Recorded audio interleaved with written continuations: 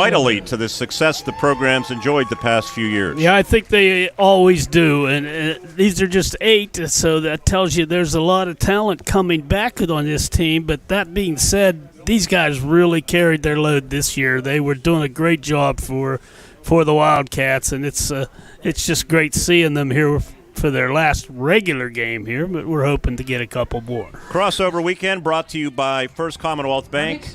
Appalachian Bowl, the marquee event tomorrow. We are video streaming the Appalachian Bowl. There's no radio, straight video stream from Pat Corrigan Field.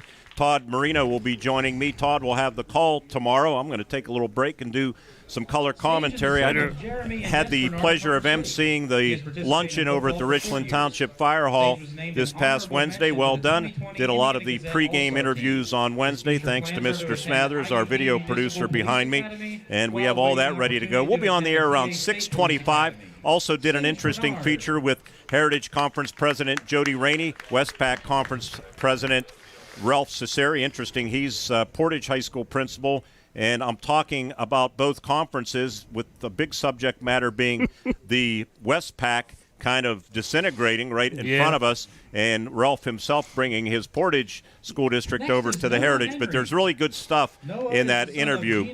Winber, by the way, their coach told me that they have applied to the Heritage, the Inter-County Conference, the ICC, and the Laurel Highlands. I think reading between the lines, he's not really in favor of that, but it'll be interesting. Next year they have a schedule, so everything is pretty good to go. Winber has one game to fill. They've picked up Juniata Valley and somebody else, but teams are going to be scrambling for games. Speaking of crossover weekend, in addition to tonight's Homer Center Berlin game, Portage is at River Valley, Conemaugh Valley at West Shamokin, Conemaugh Township at Purchase Line, North Star Cougars at Marion Center, Blacklick Valley Vikings at Penns Manor, and Myersdale Red Raiders. Oh, boy, God bless them. The trip from Myersdale to northern Cambria. And then tomorrow night, the Appalachian Bowl, Winber and the Cambria Heights Highlanders. It's the year, and good for us, too, because we'd have been heading back to Berlin. It's the year for the Heritage Conference to host these crossover games. So, Ward, these two teams have met one other time. We were there. That's the only matchup in the history. It came back on October 28th of 2016, conference crossover weekend at Berlin Brothers Valley, and Homer Center defeated the Mountaineers 33-10. Yeah, and it's a big day for Berlin. Anytime there's a home game there, they come out in droves. That's a big night for them. That's why this program is so good. Great community support, a lot of enthusiasm. I was very impressed. The coach has been there for 20 years compared to 15 for Coach Page. That's just a great group, and it's a great matchup. And, speaking of matchups, you got a chance to watch that game tomorrow. Don't turn it away, because that is going to be a great game. We started our stream, by the way, our video stream, a little bit early, so if fans are tuning in early, and Justly's listening upstairs running our camera. Thank you, Justly Sharp, our camera person tonight, camera woman. How do you phrase that? Camera girl. Camera girl. There you go. She's a junior, I believe. She's a young lady. And she's very good. Justly, feel free to focus on those seniors. Get some good close-up shots of them and their parents. I think they'd enjoy that as they look back on the senior night. Maybe the ones we missed. You can also zoom in, starting with Cody Householder, the manager from Sage Bernard, and get some good shots on our video stream. Cats and Mountaineers, I mentioned, both lost last week in non-conference games. 17-16 Homer Center against Muncie. Landon Hill, good night. The sophomore with 102 yards rushing. Colin Troop went over 1,000 yards rushing. The loss snapped Homer Center's 7-game winning streak. Berlin Brothers Valley lost at home for the second time in 3 weeks, falling to Southern Huntington County. Their other loss came back on October 8th. Here's an interesting stat for you, Ward. It came against Winber. Of course, Winber playing tomorrow night.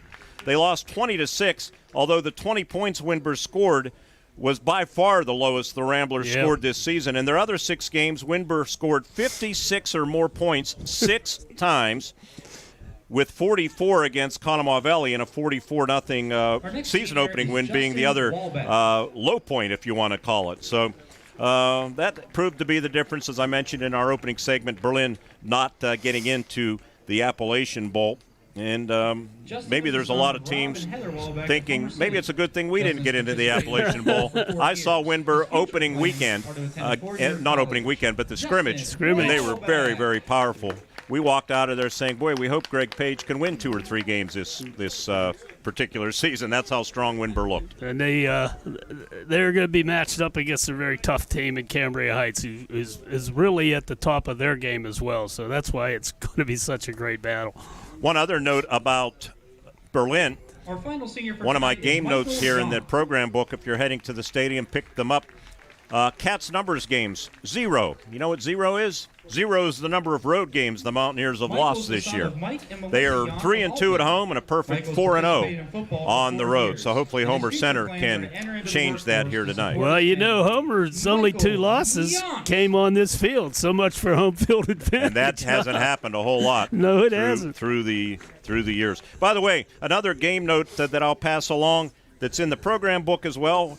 The headline is Rocks and Stones, and that means Berlin should be really a single-A school with 91 male students, but they have had a football co-op arrangement with Rockwood for a number of years, and now they have added a second one with Shanksville Stony Creek.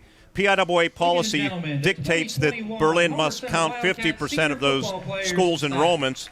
I don't like it personally. Rockwood, I think it should be a little stiffer.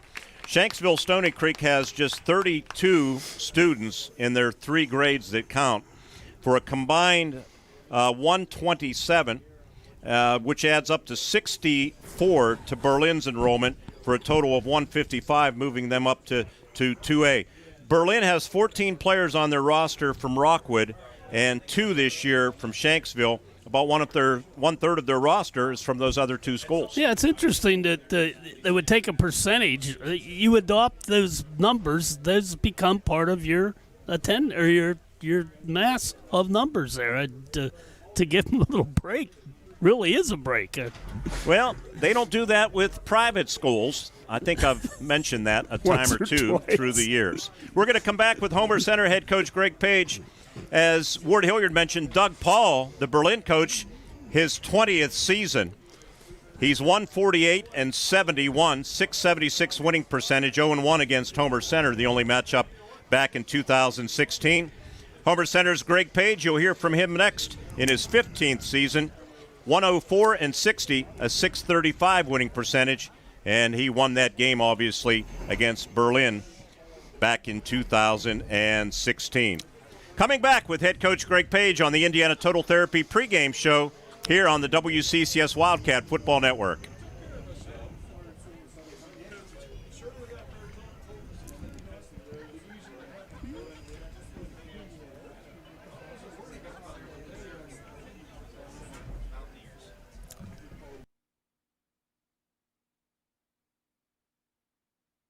I'm running for judge because my story is like so many of yours.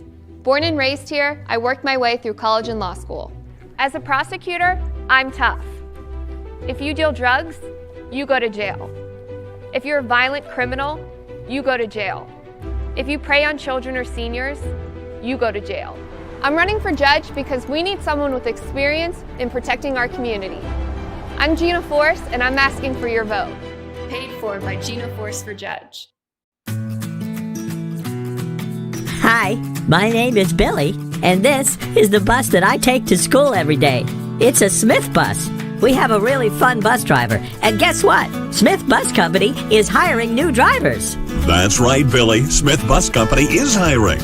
Want to buy a new or pre-owned vehicle? Want to sell your current vehicle? At Luther Ford, you can do it all. Check out the great Luther Ford inventory and drive off today, or order the exact vehicle you want. Have a trade? Luther Ford will give you a check for your vehicle's high trade-in value. If you want to just sell your current vehicle, Luther Ford can pay you thousands over KBB. At Luther Ford, you can do it all. Luther Ford, Route 119, Homer City. I'm Shannon Lipniskus. Hutton Blues Insurance of Indiana is proud to support high school football. I'm Jay Blues. You can't beat football season, and when it comes to your insurance needs, you won't beat the service we provide at Hutton Blues Insurance. Our family business has served Indiana and the surrounding counties for more than 3 decades. Once you do business with Hutton Blues Insurance, we'll make you a customer for life. So best of luck, area teams. from your friends at Hutton Blues Insurance in Indiana. It's high school football time, and that means time to stop by Luxembourg's Jewelers and lay away great gifts for the holidays. Luxembourg's offers a huge selection of diamonds and gems mounted in your favorite ring, pendant, or earrings. Score big with great giftware selections like keychains or pens, custom plaques and trophies for that special award. Team up with Luxembourg's Jewelers for that perfect gift and lay away today. Luxembourg's in the Indiana Mall, downtown, or on the web at luxembourgs.com. Luxembourg's Jewelers, we are Indiana's Jewelers. Hi, I'm Patrick Doherty, candidate for Judge of the Indiana County Court of Common Pleas. I've practiced law here in Indiana County for 21 years. My wife and I have raised our children here, and I've committed my law career to being an advocate for the most vulnerable in our community. As district attorney, I worked with various organizations to protect women, children, and older adults from abuse. As your judge, I will remember that it is justice for all. Please vote Doherty on November 2nd. You won this year's chili cook-off. Our girls played in the softball finals last spring. You're not just another policyholder to us. We remember your name. Hi, Cheryl. He remembered my name. Because it's your name. That's simple human sense.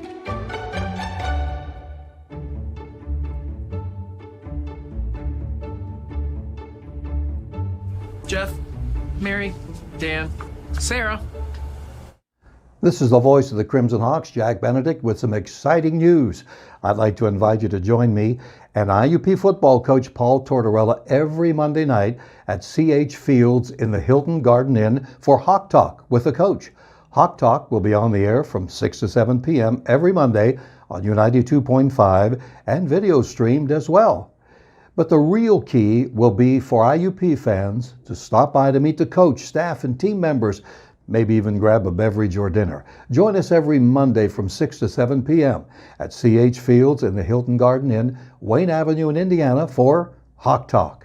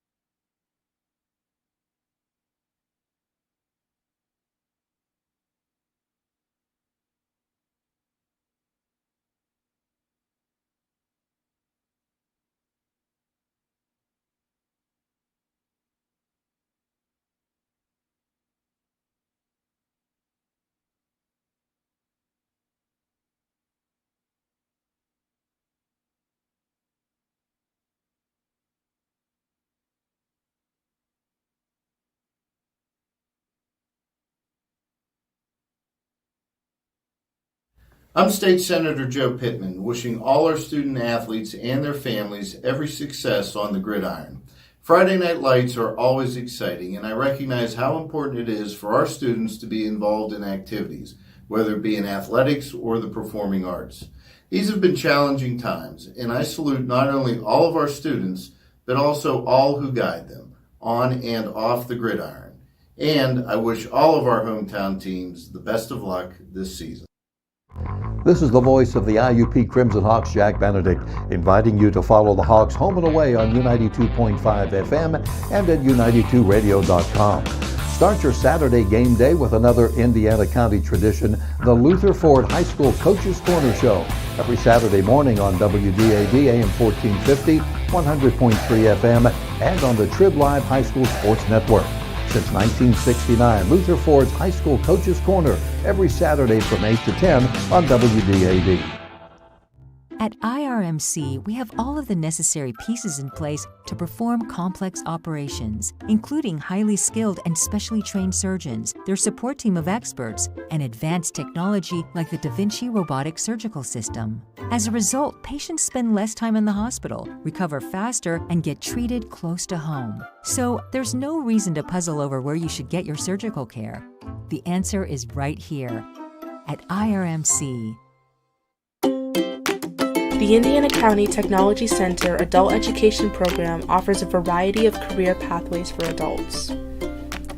Whether you're looking for a new career or simply just learn new skills, ICTC's selection of diverse programs will help you achieve your goals. Our programs are tailored to fit your needs and offer industry-specific certification opportunities. Call today at 724-349-6700 to find out how we can help you become more successful.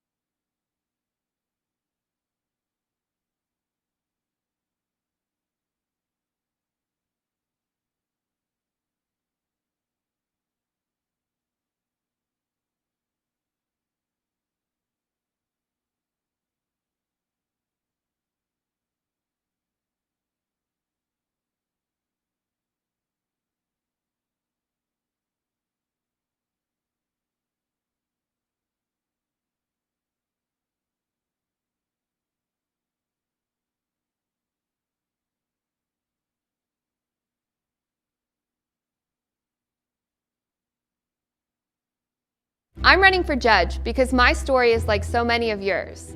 Born and raised here, I worked my way through college and law school. As a prosecutor, I'm tough. If you deal drugs, you go to jail. If you're a violent criminal, you go to jail. If you prey on children or seniors, you go to jail. I'm running for judge because we need someone with experience in protecting our community. I'm Gina Force, and I'm asking for your vote.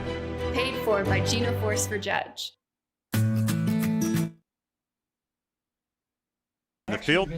Actually, we're going to pick up the national anthem, and then we'll get to Luther Ford's keys to the game.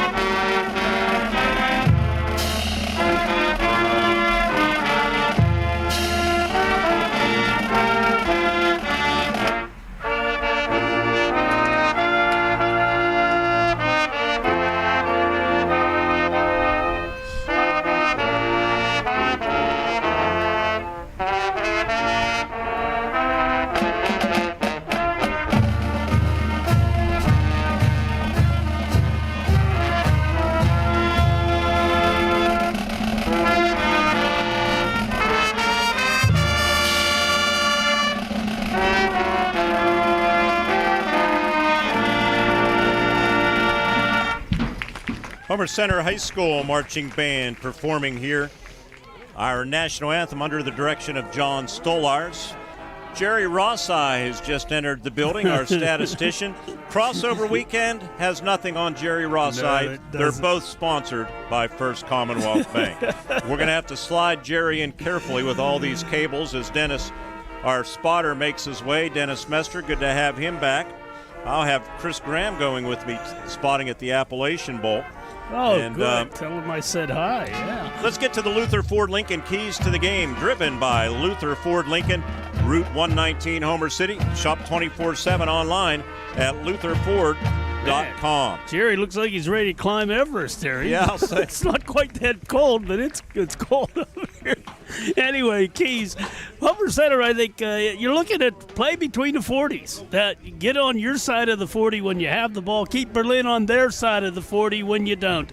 Field position, very important in a game like this. Second thing, I think Cole McAnulty has got to have a bigger role.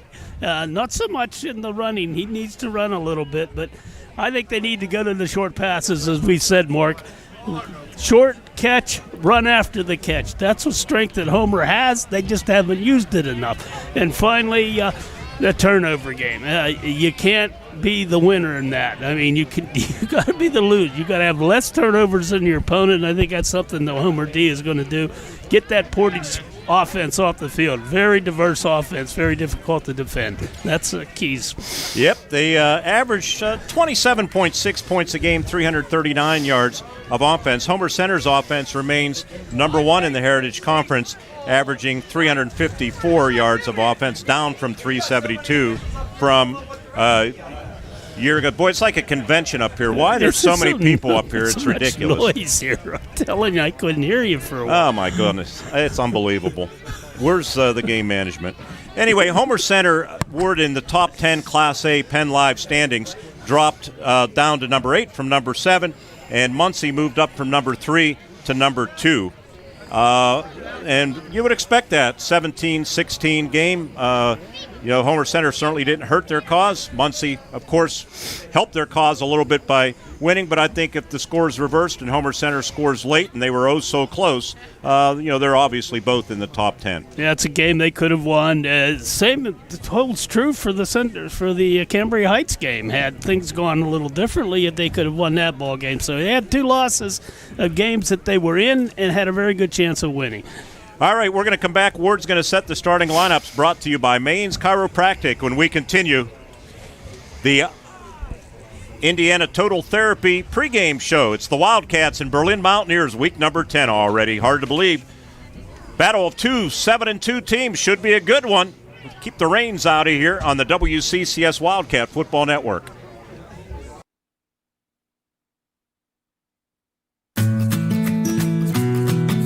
Hi, my name is Billy, and this is the bus that I take to school every day. It's a Smith bus. We have a really fun bus driver, and guess what? Smith Bus Company is hiring new drivers. That's right, Billy. Smith Bus Company is hiring. Want to buy a new or pre-owned vehicle? Want to sell your current vehicle? At Luther Ford, you can do it all. Check out the great Luther Ford inventory and drive off today, or order the exact vehicle you want. Have a trade? Luther Ford will give you a check for your vehicle's high trade-in value. If you want to just sell your current vehicle, Luther Ford can pay you thousands over KBB. At Luther Ford, you can do it all. Luther Ford, Route 119, Homer City. I'm Shannon Lipniskus. Hutton Blues Insurance of Indiana is proud to support high school football. I'm Jay Blues. You can't beat football season, and when it comes to your insurance needs, you won't beat the service we provide at Hutton Blues Insurance. Our family business has served Indiana and the surrounding counties for more than 3 decades. Once you do business with Hutton Blues Insurance, we'll make you a customer for life. So best of luck, area teams, from your friends at Hutton Blues Insurance in Indiana. Your grandmother's fine china, those trendy sneakers, your collection of hand-carved duck decoys. Auto Owners protects your home. Because, well, somebody should. That's simple human sense.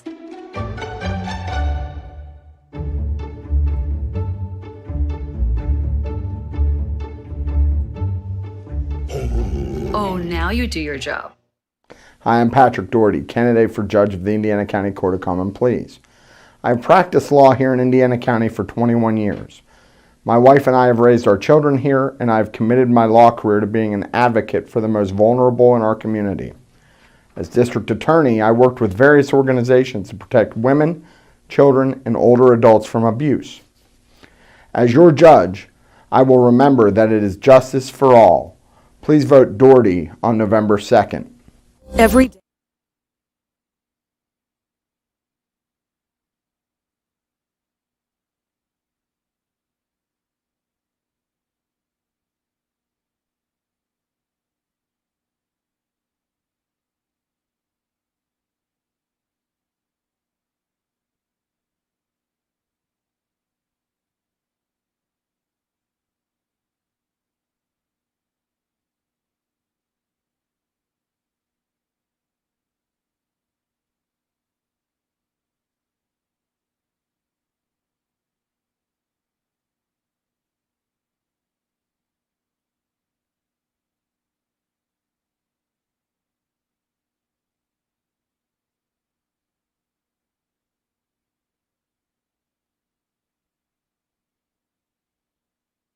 Well, we had the keys to the game already, but we are going to get to the Maine's Chiropractic starting lineups, brought to you by Maine's Chiropractic. And for Berlin Brothers Battery, Holby McClucas will be the tight end, a junior, 6'2", 200. Left tackle, Aiden Clark. He is a junior, 6 foot, 213. Jalen Melton is the left guard, a junior, 6'2", 291. Nick Gerber, the center, senior, 5'10", 175. The right guard, Grant Mathias, a junior, 6 foot, 181.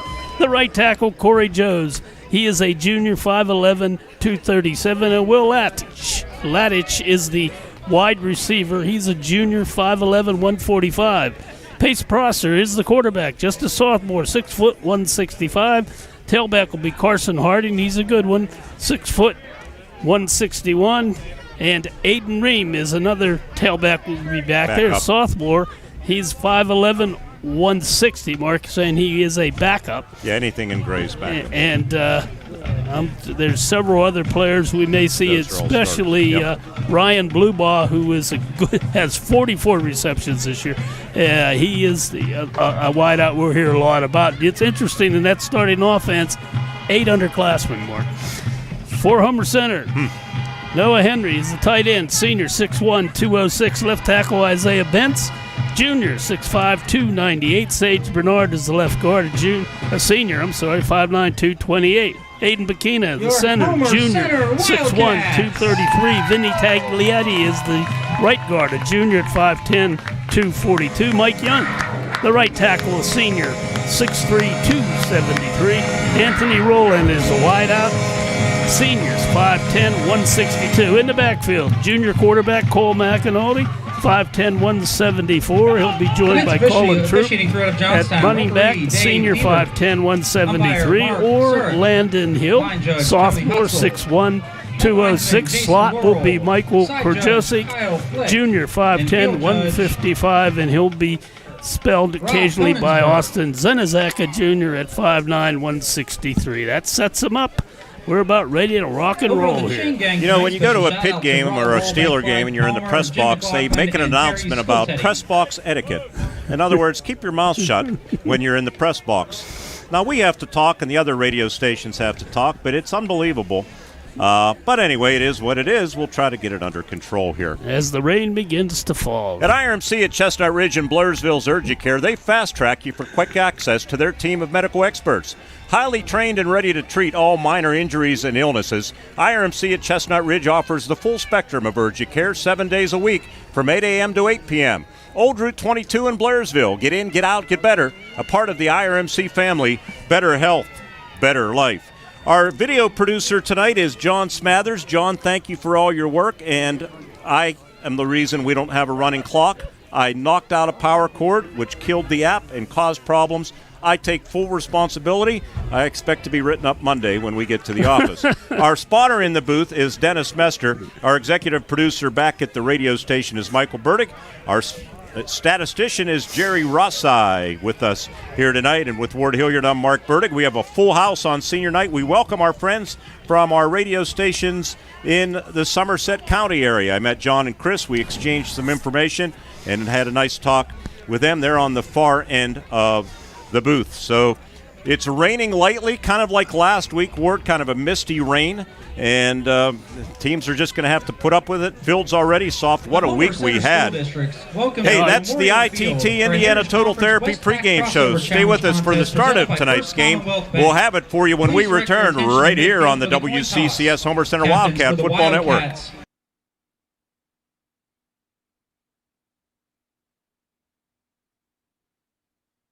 Every day, businesses open with a determination to make this day better than yesterday. Families work to create a better life. Communities come together to provide better opportunities. At First Commonwealth, we're proud to be part of this journey to a better tomorrow, to provide resources that help businesses succeed, to inspire families to save for a brighter financial future, to help support our communities and keep them strong, and be better together every day. It's high school football time, and that means time to stop by Luxembourg's Jewelers and lay away great gifts for the holidays. Luxembourg's offers a huge selection of diamonds and gems mounted in your favorite ring, pendant, or earrings. Score big with great giftware selections like keychains or pens, custom plaques and trophies for that special award. Team up with Luxembourg's Jewelers for that perfect gift and lay away today. Luxembourg's in the Indiana Mall, downtown, or on the web at luxembourgs.com. Luxembourg's Jewelers, we are Indiana's Jewelers. You won this year's chili cook-off. Our girls played in the softball finals last spring.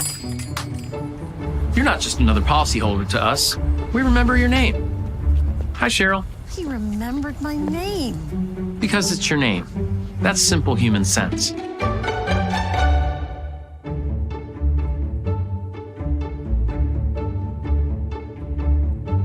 Jeff, Mary, Dan, Sarah.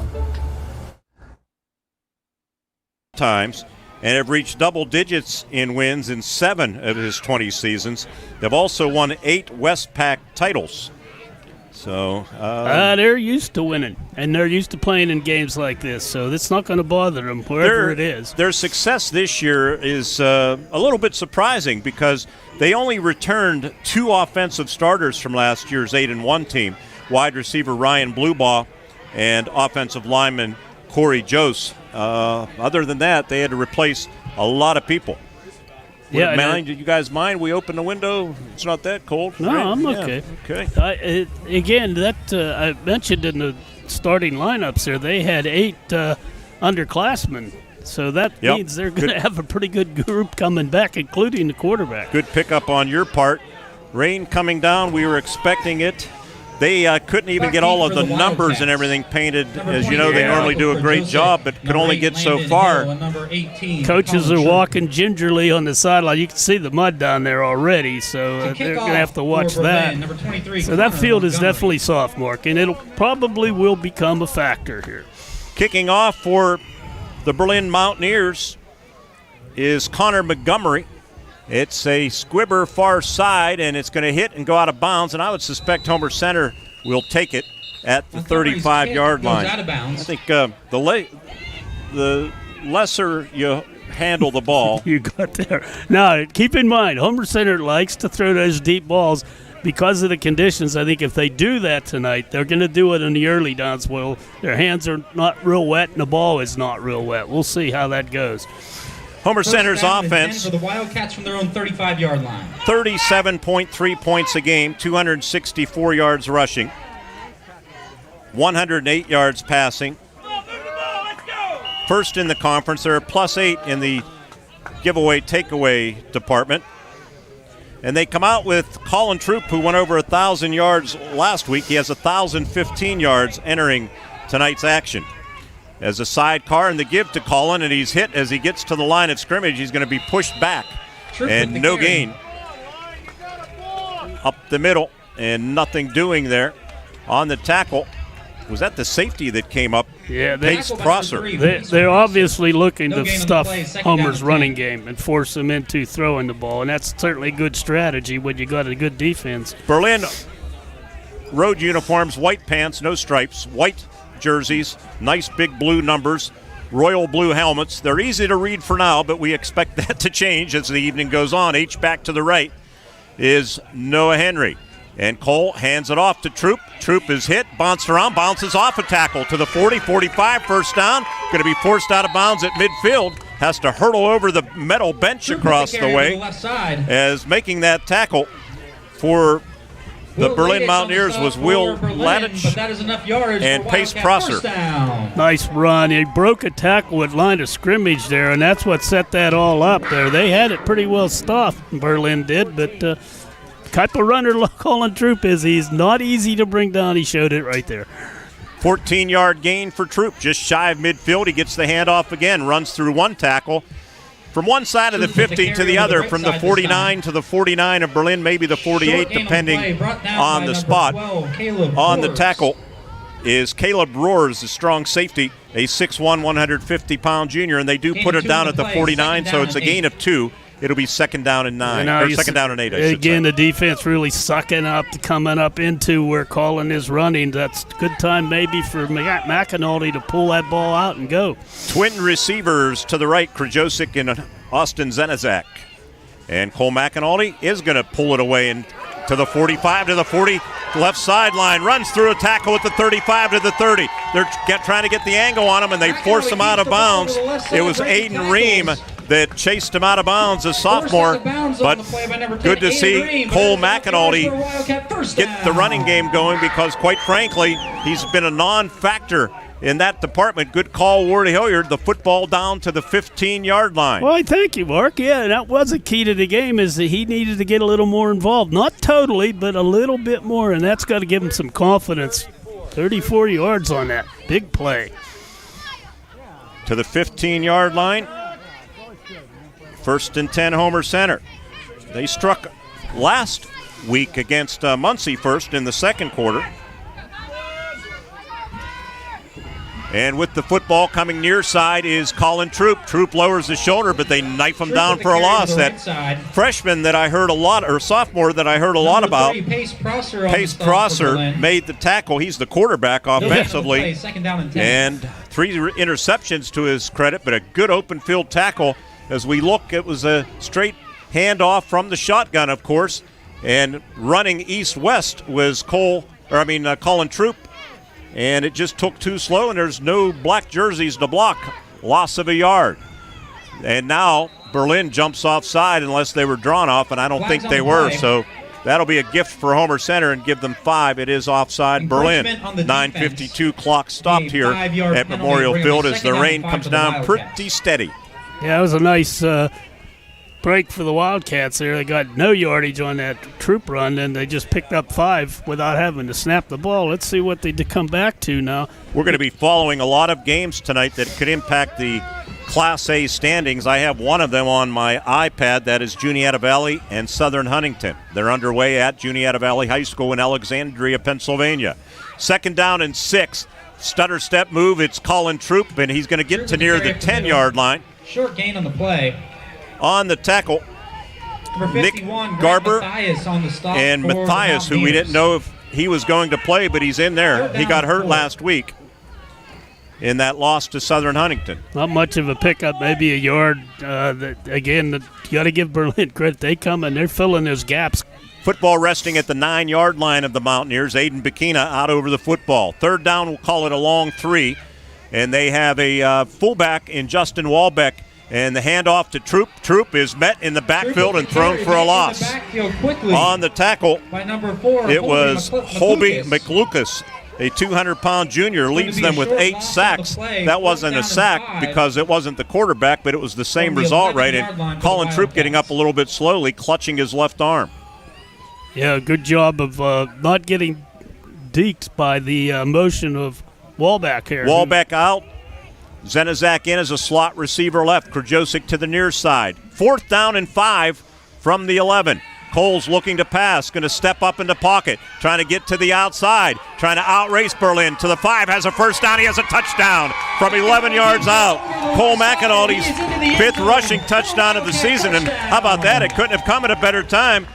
First one in a while for Cole gives Homer Center a 6-0 lead as they convert a 4th down and 5. And for the season, Homer Center was 42% on 4th down. They just improved that percentage, did they not? I'm watching the replay. Nice cut by Cole to the outside. The Berlin player took a bad angle, or he could have stopped that. But Cole made a nice cut to the outside. Let's see how this conversion is going to work out. Sidecar to the right is Colin Troop. And Cole takes the snap, play action pass, looking, throws, deflected and incomplete. Looking for Anthony Rowland, I believe, deep in the end zone, but good defense by Berlin. But the Homer Center Wildcats on their opening possession, they drive 65 yards. They lead 6-0 on an IRMC High School Sports Night on the WCCS Wildcat Football Network. Would Patricia or Rachel?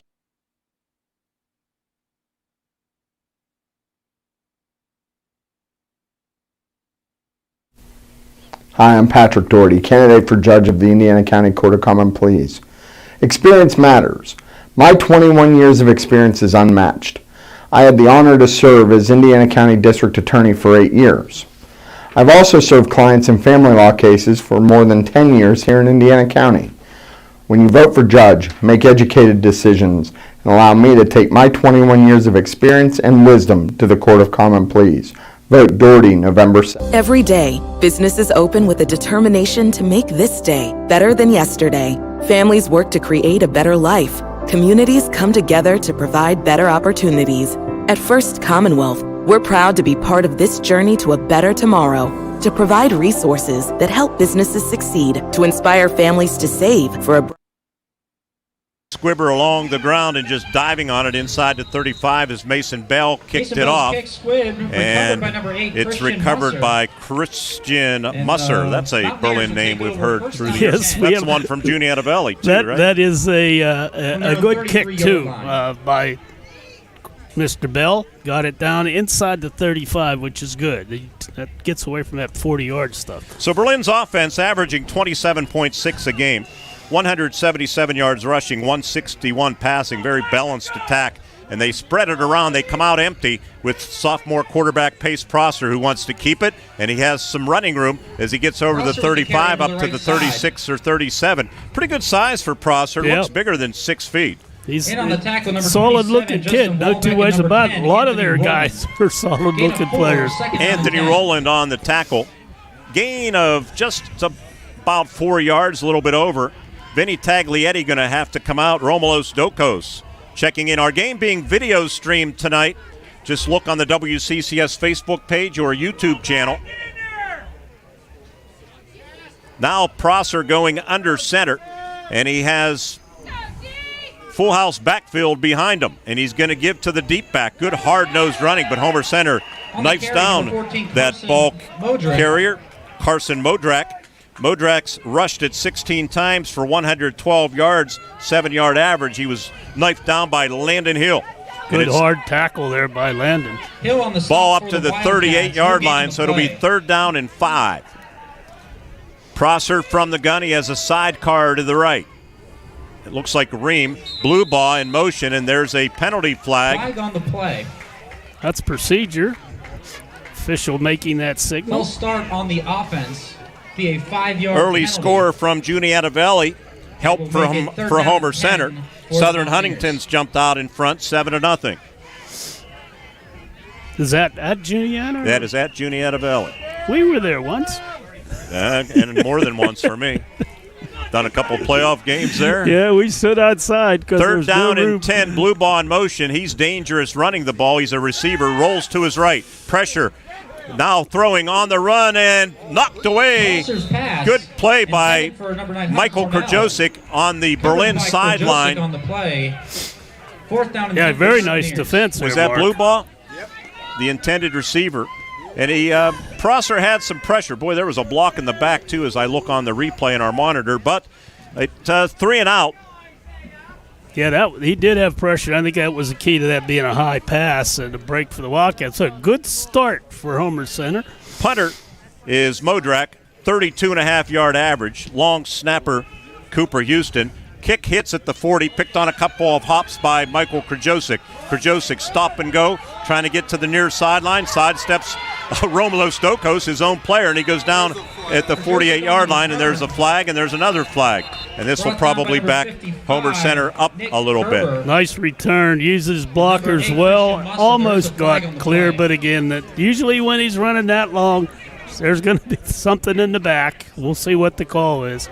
You know, last week, Ward, uncharacteristic, and Coach Page felt bad that he criticized the officials on the postgame show about a couple of phantom holds. I watched the video, our video stream.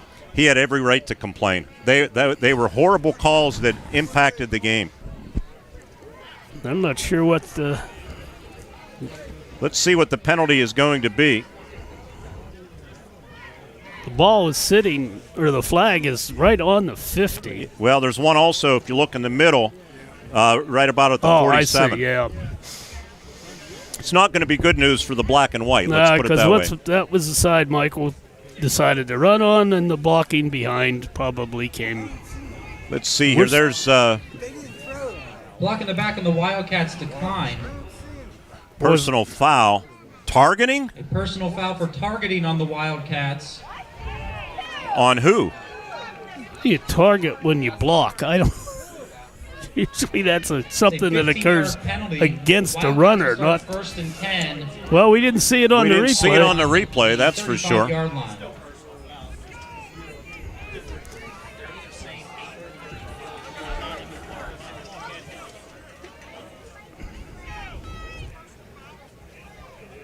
Well, it backs Homer Center up to the 35-yard line. See some unusual calls in this game. Well, the Wildcats still got good field position. 35 isn't all that bad. So. Worked out well in their first drive. Yeah, let's see how they do now.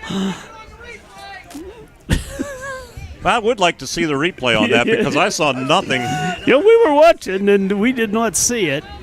Here it is. We'll try to, John, if we can, get back to it after this first play. 1st and 10, Homer Center. Not sure who the player was. No. Landon Hill in the backfield. Landon, the sophomore's rushed for 626 yards, and there's movement. Flag on the play. Let's see if we can go back to that replay on the punt. Here it is. False start on the Wildcats. It's a 5-yard penalty. We'll make it 1st down and 15. That's not it.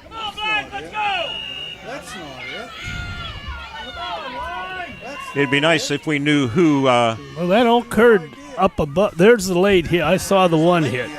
Here's Cole going to air it out down the field for Rowland and bumping around. There's interference on Berlin. And that'll give Homer Center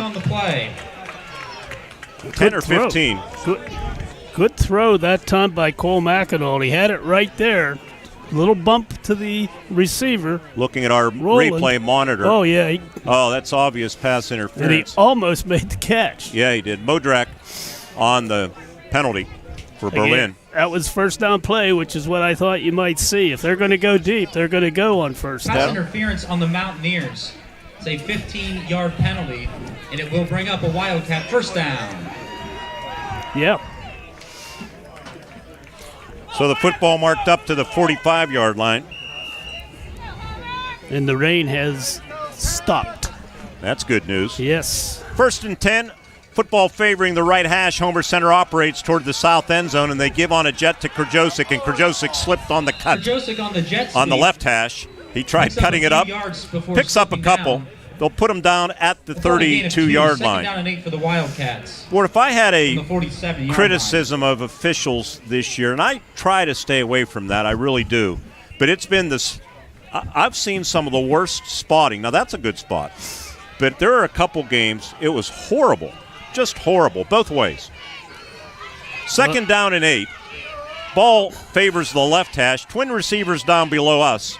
And the give to Landon Hill, and speaking of slipping, down goes Landon. He'll lose his Corey Jose will be credited with the tackle, but it's the wet field that caused it. Yeah, and the trouble is the backs like to cut back against the grain. They oftentimes will make their big gains doing that, but the field is not going to allow for that too much. 3rd down and 10. The Wildcats are at their own 45. They need to get to the Mountaineers' 45 to move the chains.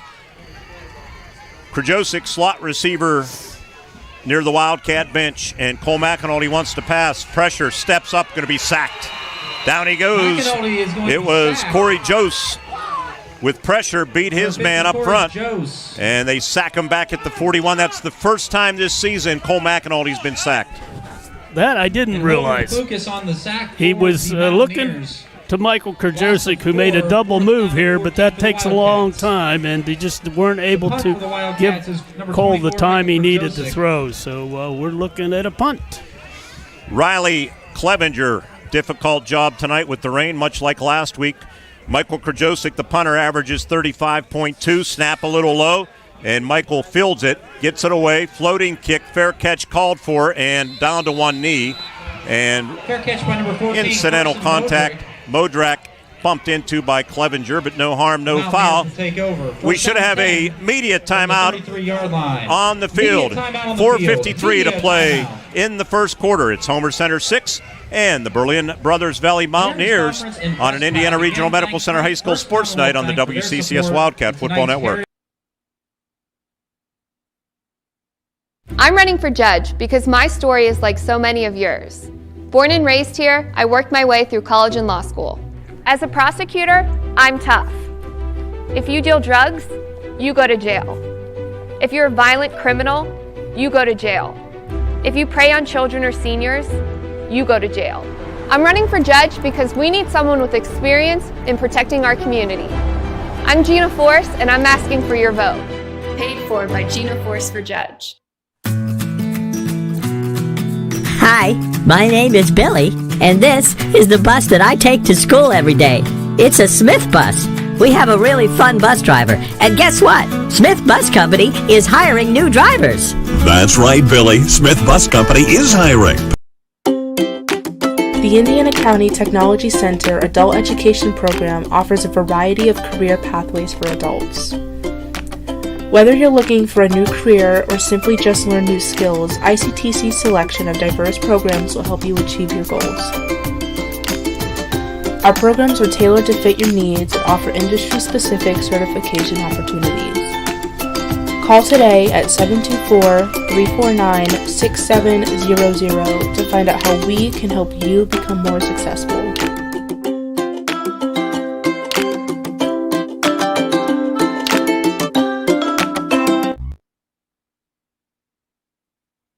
Pretty quick on that, but again, it was a good defensive stand the first time. We'll see how the Wildcats do here.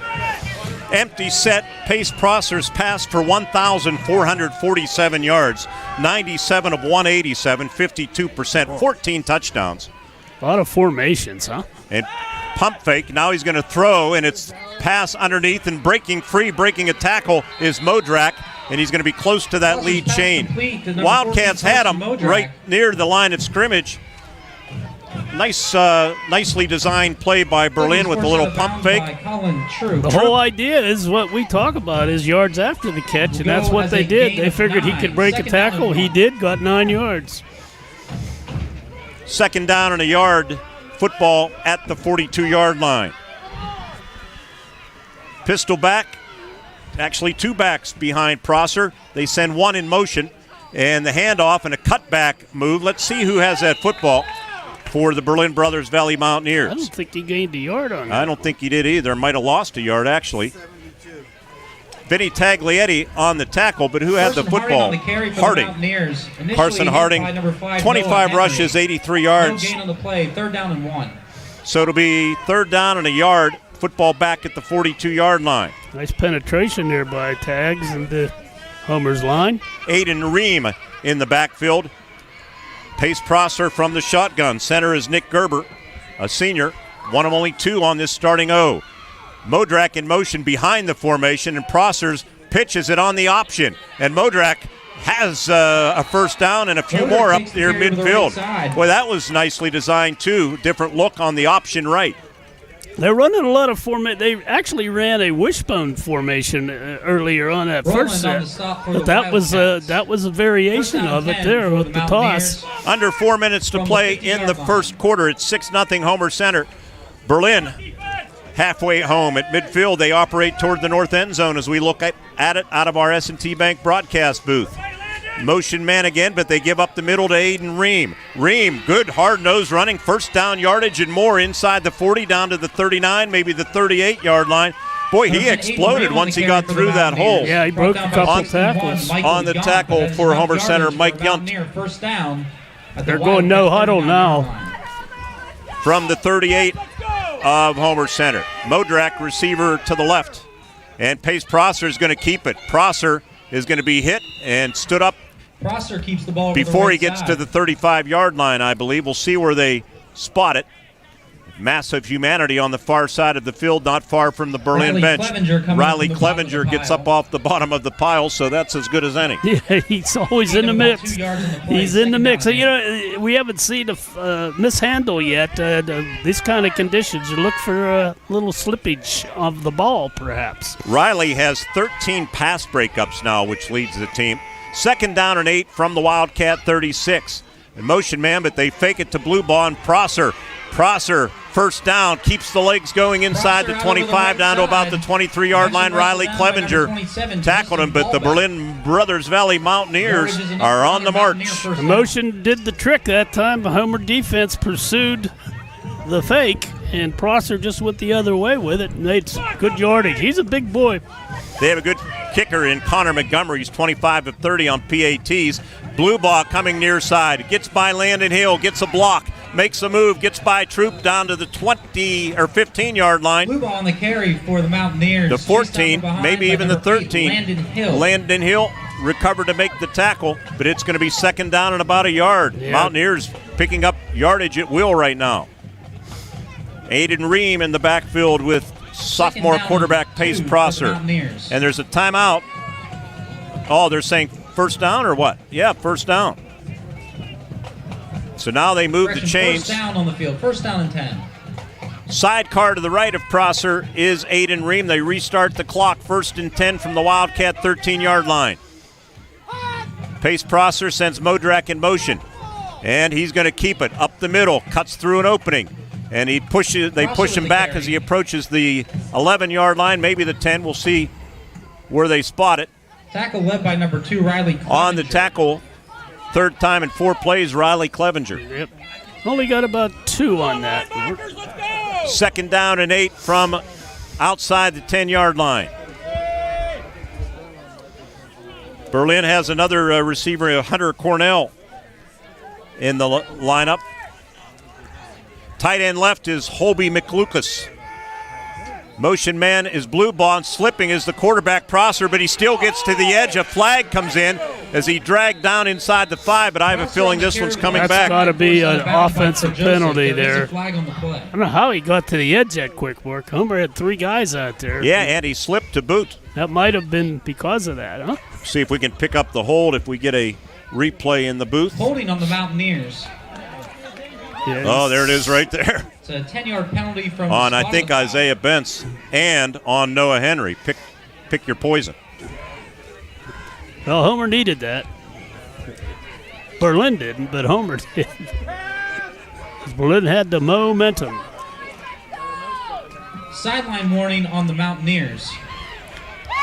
Which is one of the biggest waste penalties I know of. Back to the 23-yard line. A lot of misdirection they're running right now. And I didn't know Prosser ran the ball as much as he does. Coming into the game, 46 rushes, 274 yards, 6-yard average, 3 rushing touchdowns. They've used blue ball from the Wildcat at times this year. They got some good runners, two ways about that. Carson Harding in the backfield. They send Modrak in motion in front of the quarterback, and it's student body right.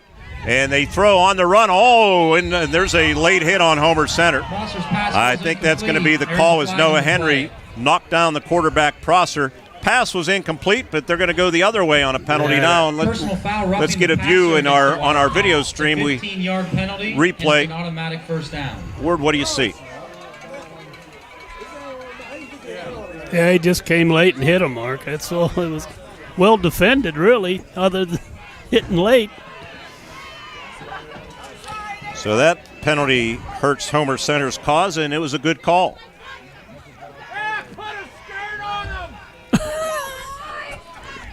Football just shy of the 10-yard line.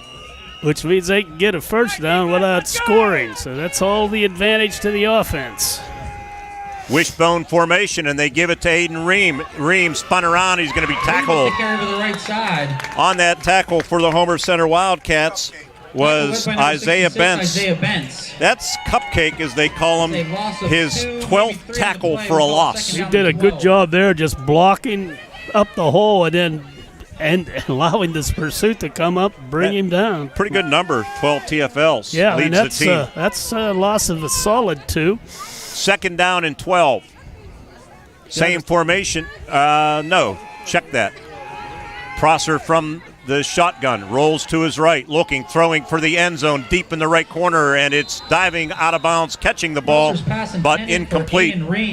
It intended for Aiden Ream. So it'll be third down and 12. Keep in mind, they do have a good kicker in Connor Montgomery. He's only a freshman.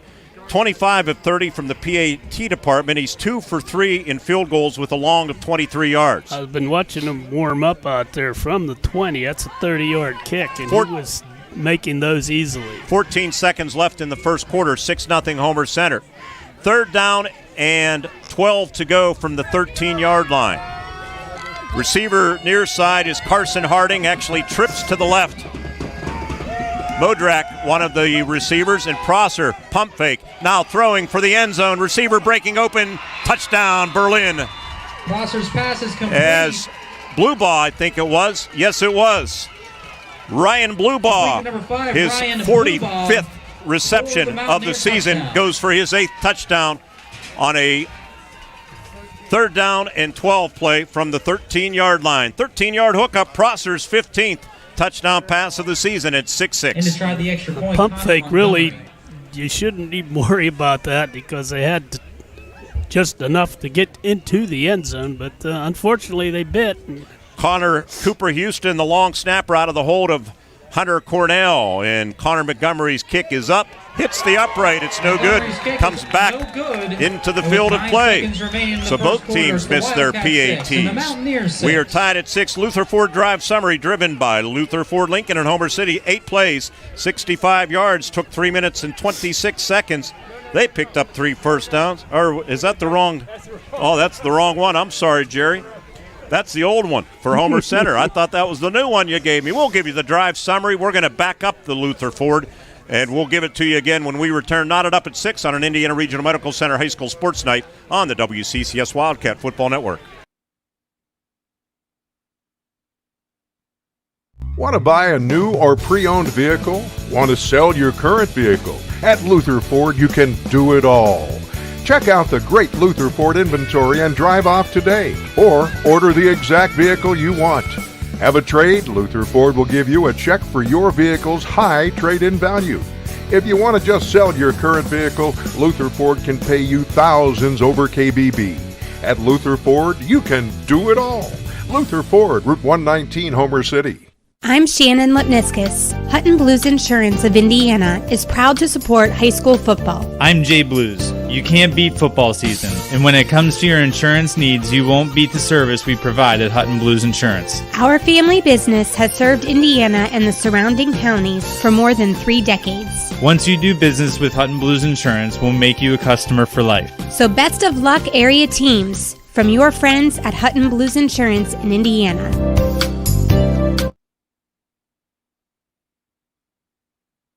Berlin, a little momentum swing in their favor. 2 seconds to go. So first down attempt for the Wildcats from their own 37-yard line. They start the clock. They'll have to go the other way. One play, and we'll end this quarter. Strap it on, get her back. You knew this was going to be this kind of a game. At least I thought it would be. Come on, offense, let's go!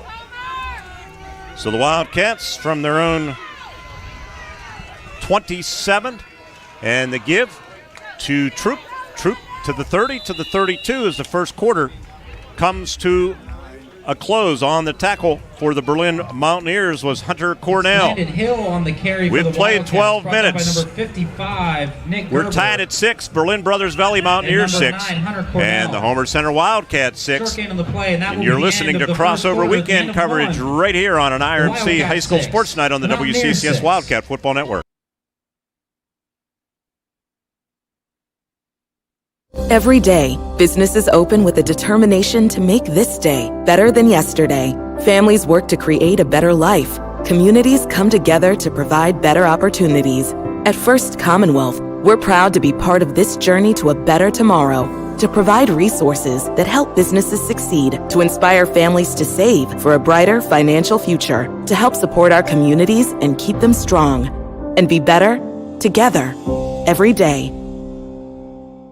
It's high school football time, and that means time to stop by Luxembourg's Jewelers and lay away great gifts for the holidays. Luxembourg's offers a huge selection of diamonds and gems mounted in your favorite ring, pendant, or earrings. Score big with great giftware selections like keychains or pens, custom plaques and trophies for that special award. Team up with Luxembourg's Jewelers for that perfect gift and lay away today. Luxembourg's in the Indiana Mall, downtown, or on the web at luxembourgs.com. Luxembourg's Jewelers, we are Indiana's Jewelers.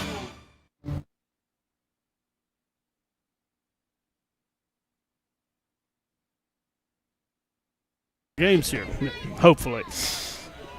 Yes, that's for sure. They won a first down, though. They got 5 yards. Let's see what they can do here. 2nd and 5, Mark. First play of the second quarter, tied at 6. Landon Hill in the backfield, and Cole McAnulty wants to keep it, and he's dropped back at the 30-yard line for a loss of 2.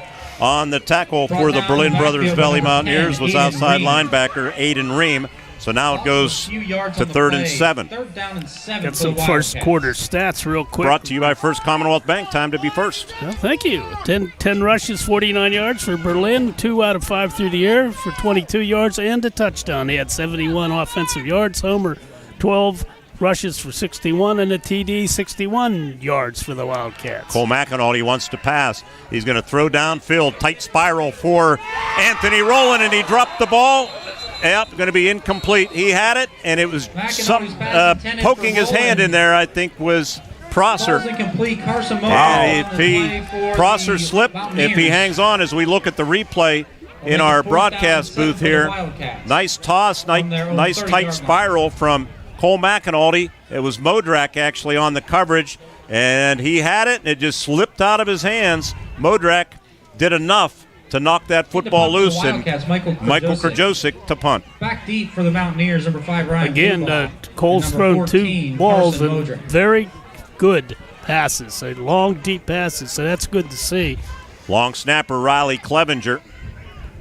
And the snap rolls to Michael again, who shows good hands, and he gets a pretty good boot away given the conditions, and Berlin Brothers Valley allows it to bounce, and it's going to be down at the 39-yard line, a punt of 32 yards for That's a little confusion. They have double receivers back there for the punt. They looked at each other, neither one wanted to catch it. 39-yard line will be the line of scrimmage. And Berlin scored on their last possession. They had the offense right back out there after their defense forced a 3 and out. Yeah, you can feel a little swing here in the momentum right now. The Wildcats D is going to have to step it up. Ball on the left hash. They operate left to right as we view it out of our S&T Bank broadcast window. Option left. Prosser dragged down and fumbled the football. Let's see who has it. Did Berlin get it back? It appears that they did, but no signal from the officials yet. Neither team really reacting one way or the other, are they? No, I thought it was clear. Homer center ball. I wonder who's what we're going to find out. Here's over there. Last guy up. Looks like Taglianetti. Well, let's see if we're going to. Michael Yount forced the fumble. And I'm not sure. Was that Vinny that recovered it? I thought it was. He was the last guy off the field. Looked like it was Vinny Taglietti on the recovery for the Wildcats. 1st and 10 from the 40-yard line. So the Wildcats will have it. One of the keys, again, and it always is in these games, of turnovers. Wildcats +1. Need to make something happen from that. They're in 4-down territory on the 40 of Berlin. Lost the turnover battle last week. Lost the game. Lost the game. 6-6 our score, 10:54 to play in the half. Very observant one. Fullback Noah Henry, and they hand it to Landon Hill, and Landon 2 or 3 tough yards off of right tackle. Defensively, Hobie McLucas, defensive end, making that tackle. The thing the backs are doing, though, is they're taking initial contact and still driving down, even if they're only getting a yard or two. That'll wear defense down if you can continue to do that. The line, though, has got to create enough of a crack for them to get through to that secondary. 2nd down and 7. Shotgun snap to Cole. Throws underneath. Way too tall and almost intercepted. Not a well-thrown ball there. Modrak had the better shot at it, and it'll be 3rd down and 7. There's a little deep slant. Actually had Orsargas over in that area, too, which might have clogged it up a little bit. But rain coming straight down. Fairly hard right now as the umbrellas go back up. Berlin hasn't lost 2 games in a row in 4 years. They've lost 2 out of 3. Tonight would be 2 in a row. They're undefeated on the road at 4-0. 3rd down and 7. Henry and Hill in the backfield, and they give it to Landon, runs into a stone wall. Sidesteps tackler, little jump cut, gets a couple. Got something out of nothing. Defensively, I think that was Corey Jose that made the tackle, and it's going to be 4th down and just about 5 to go, inside of 10 minutes. Corey Jose on the stop for the Mountaineers. 4th down. Again, I'll tell you what, with these conditions, Ward, I'd punt the football. It might be a wise move, but Coach Page isn't one for that. He wants to pick first down. You got Krajosik over there, maybe a little quick turn in and see if he can get that for you. 4th down and 5, and Cole McAnulty booting to his left with backside pressure coming. They pick it up, and the ball slips out of his hand, and it's incomplete. Just lost the handle on it, and they're going to turn it over on downs. So they Berlin Brothers Valley Mountaineers defense rises to the occasion. The conditions are getting worse, and it's starting to affect the play now. I think that fumble might have had something to do with the conditions. So Homer D back on the field. Good job by Berlin and stopping the Wildcats on a big opportunity. Great job by the Mountaineers defense. And they will take over reigning in Juniata Valley, too. They are hosting Southern Huntington. We're going to try to follow a bunch of games tonight if we can as we move along. 1st and 10, Rain at the back of Pace Prosser, the quarterback.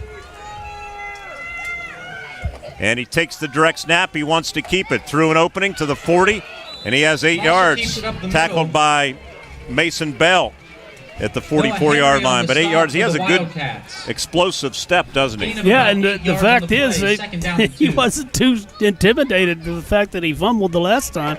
Just took that off, and off he went. Bellwood-Annis leading Claysburg-Kimmel 13-8. That's another game that will affect the District 6 Class A standings. 2nd down and 2 from the 44. Give to Modrak. Modrak cuts it up, nowhere to go, runs into a stone wall. Forward progress will give him the 45, and that's all. Mike Yunt on the tackle for the Homer Center Wildcats. So it'll be 3rd down and a yard, 8:45 to play here in the first half, knotted up at 6. 3rd down and 1 for the Mountaineers. Be a big stop here if Homer can make that. Richland Rams leading Central Cambria 17-0. Moshannon Valley, big game for them. They lead Everett 15-7. These games all affecting the standings. Prosser keeps it, and he has a 1st down. Just took the direct shotgun snap from center Nick Garber and got over the 45 to the 47. He needed the 46. So they will move the chains. With this rain coming down, and I know I've been on that field many times on these conditions, it gets really soft in the middle. So slippage is another concern.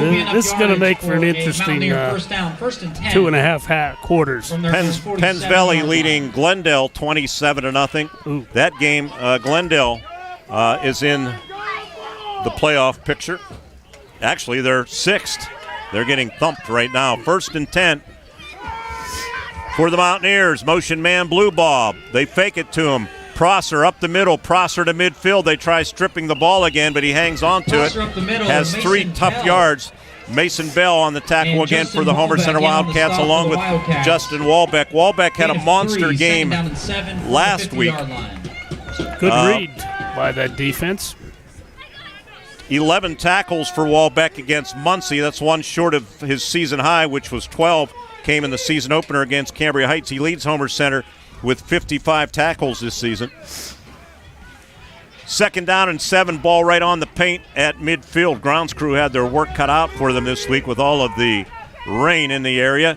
And they give, and is that 33 with the football? Let's see who might be a new guy that's stuck in. On the carry for the Mountaineers. 33.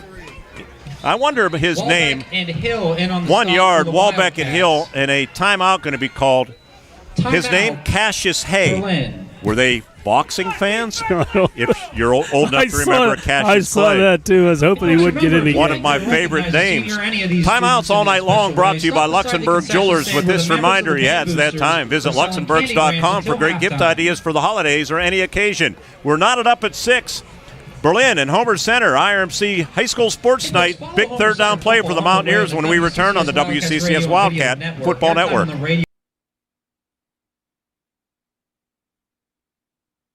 Hi, I'm Patrick Doherty, candidate for judge of the Indiana County Court of Common Pleas. I've practiced law here in Indiana County for 21 years. My wife and I have raised our children here, and I've committed my law career to being an advocate for the most vulnerable in our community. As district attorney, I worked with various organizations to protect women, children, and older adults from abuse. As your judge, I will remember that it is justice for all. Please vote Doherty on November 2nd.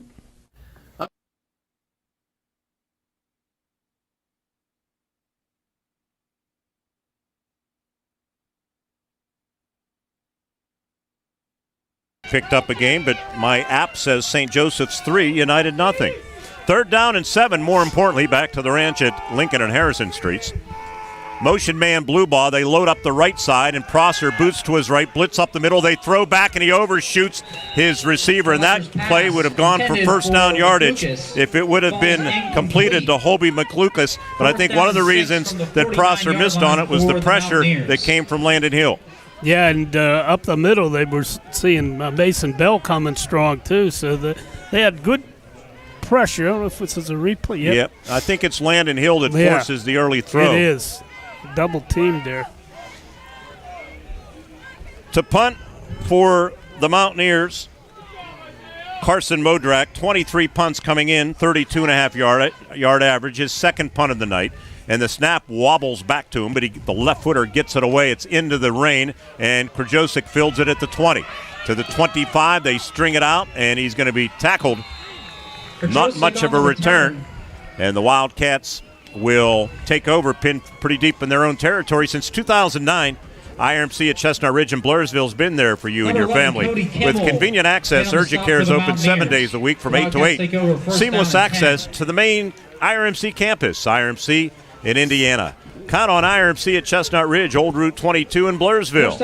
Enough with the waiting game. Get in, get out, get better with the help of IRMC at Chestnut Ridge, a part of the IRMC family. Better health, better life.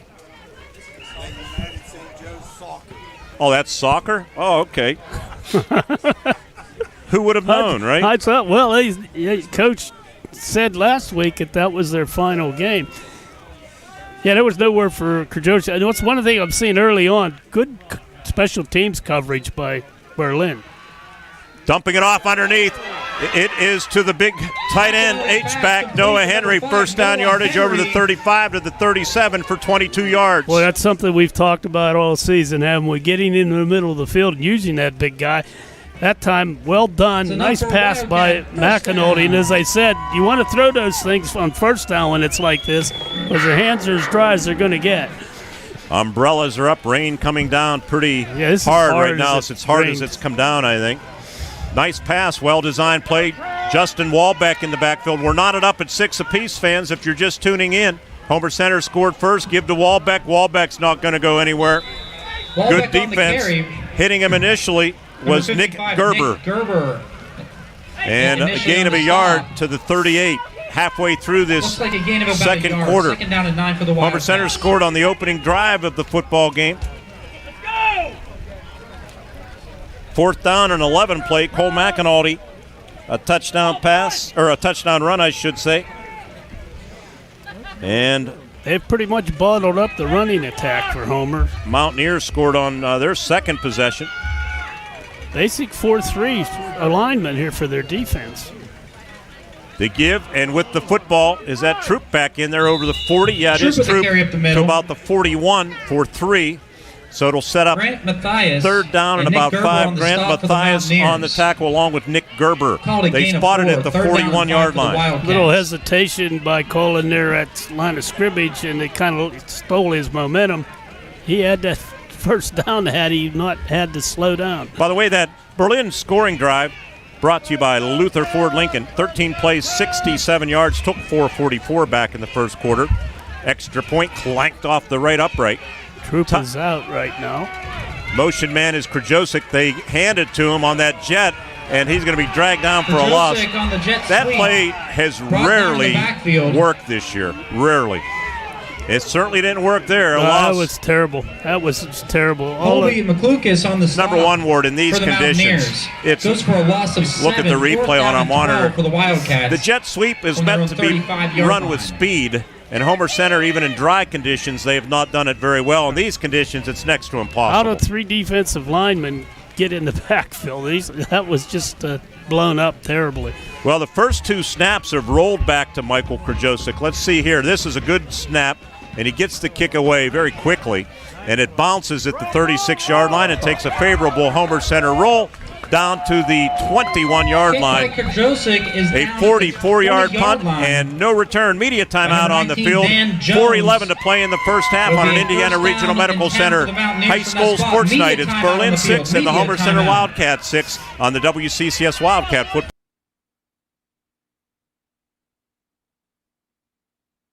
I'm running for judge because my story is like so many of yours. Born and raised here, I worked my way through college and law school. As a prosecutor, I'm tough. If you deal drugs, you go to jail. If you're a violent criminal, you go to jail. If you prey on children or seniors, you go to jail. I'm running for judge because we need someone with experience in protecting our community. I'm Gina Force, and I'm asking for your vote. Paid for by Gina Force for Judge. Hi, my name is Billy, and this is the bus that I take to school every day. It's a Smith bus. We have a really fun bus driver, and guess what? Smith Bus Company is hiring new drivers. That's right, Billy. Smith Bus Company is hiring. The Indiana County Technology Center Adult Education Program offers a variety of career pathways for adults. Whether you're looking for a new career or simply just learn new skills, ICTC's selection of diverse programs will help you achieve your goals.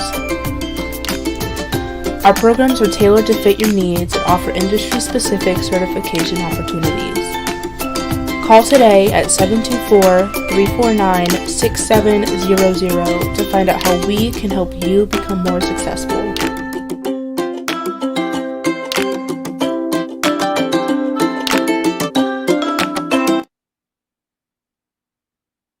Blacklick Valley Vikings hope they don't rip up that rip up that field for the Appalachian Bowl tomorrow. You know, the Appalachian Bowl since 2016, when the horse made it across midfield. You remember that game? Yes, I do. Every year since, it's rained, and in many cases rained hard, but now they're playing it on turf, fortunately. Pace Prosser, pump fake, going to throw the streak down the right sideline, and Bluebaugh hauls it in at the 50. Prosser's pass. Boy, he likes that little pump fake. The coverage wasn't horrible by Krajosik, but he got behind him. Yeah. And it goes from the 21-yard line to the Homer Center 47. That's a technique he's used all year long. Krajosik has. He kind of lays back and then comes up on the ball and makes a play. That time was over his head. He could not make the play. He knows it. Big gain for Berlin, and with 3:52 to go here, they're on a drive. Clock running, tied at 6. In the backfield, Aiden Ream. Bluebaugh is going to get the handoff around the left end. He has running room to the 45, running room to the 40, 35. Calling troop, I think it is. It's a flag flies. Forced out of bounds by number 10, Anthony Rowland. There is a flag on the play. Boy, that was 10 yards downfield. That might be on the Homer Center bench. First down yardage. Football to the 35-yard line. Well blocked. Yeah, Wildcats, not a lot of black jerseys in the neighborhood, right? And it was actually Anthony Rowland that forced him out of bounds. It's going to be personal foul on Homer Center. Personal foul against the Wildcats. It's a 15-yard penalty.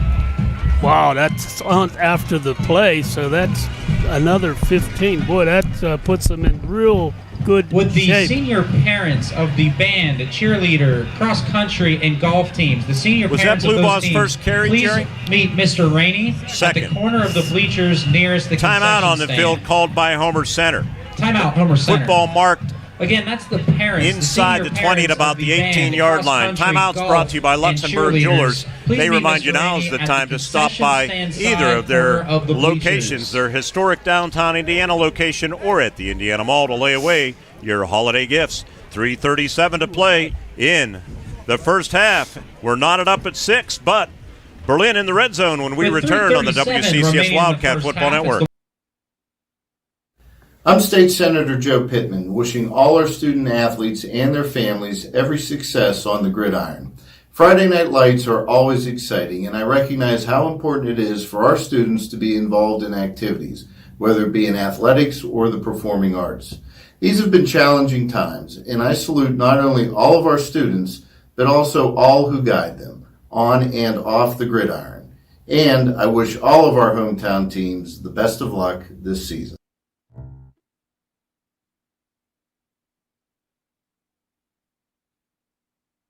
As most of the night. Juniata Valley now leading Southern Huntington 21-7. Whew. That's a game. They woke up. That will impact the standings. If Juniata Valley wins, they will be the number 1 seed in District 6. Ball inside the 20, so about 18 Coming out of the timeout, it's 1st and 10 yards for the to Mountaineers go. from the Wildcat Wildcat defense 18-yard line. going to be put to the test now. 3:37 to play. Aiden Ream in the backfield. 299 yards rushing this season on 47 attempts. Blue ball motion again. They fake it to him, and Prosser, the quarterback, up the middle. And good surge. Gets inside the 15 down to about the 14-yard line. Number 61, Michael Defensively, Yunt. Michael Yunt, who's having a good game here tonight. And number 66. also Isaiah Benson. Bentz. Stop for the Wildcats. Homer Gain Center of last week against Muncie. 3, 2nd down and 7. Scored the first touchdown, but then gave up 2 touchdowns to Muncie in the second quarter. Following a similar script here tonight. And a timeout called by the Berlin Mountaineers. Timeouts brought to you by Luxembourg Jewelers. Visit luxembourgs.com for great gift ideas for the holidays or for any occasion. 3:02 remaining in the first half on an Indiana Regional Medical Center High School Sports Night. Homer Center 6, Berlin 6 on the WCCS Wildcat Football Network.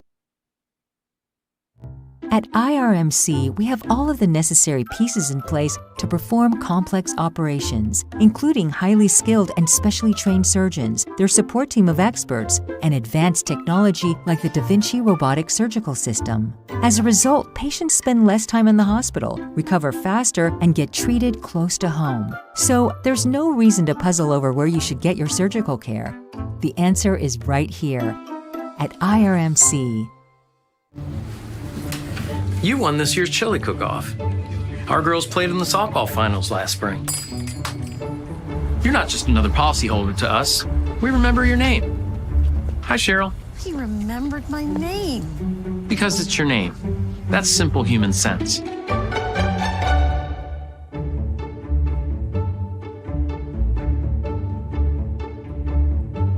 Jeff, Mary, Dan, Sarah. Good to see him covering the game here tonight. In his old stomping grounds, Prosser looking to pass. Good protection, throws for the corner of the end zone. Man out there, caught Ream, touchdown, Berlin Mountaineers. As Ream, left corner of the end zone, got loose on the out pattern, and the Berlin Brothers Valley Mountaineers strike to make it 12-6. Mountaineers, nice completed number 9 throw by Hunter Pace Cornell. Prosser. And Aiden Ream hauled it in. Yeah, he got called and troop turned around, and that was death on that pass pattern. Well thrown in these conditions. Let me correct myself. I think that was that 9 that caught the ball? Hunter Cornell? Well, 9's the holder right now. We know that. Montgomery to attempt the extra point, and the kick is up, and the kick is good. Kick is into the Mrs. Vernosky's yard. Is good. It's 13-6 as the teams come upfield. In the first actually, half. It looks It's like the 11. 13, the Wildcats 6. It is 11. Yeah, it actually was Cody Kimmel, number 11 on the reception. Cody Kimmel, a sophomore, made that touchdown catch. Either way, it's 13-6 Mountaineers that scored back-to-back. Number 11, Cody Kimmel. Touchdowns for them here in this football game after trailing early 6-0. It's now 13-6 on an IRMC High School Sports Night on the WCCS Wildcat Football Network.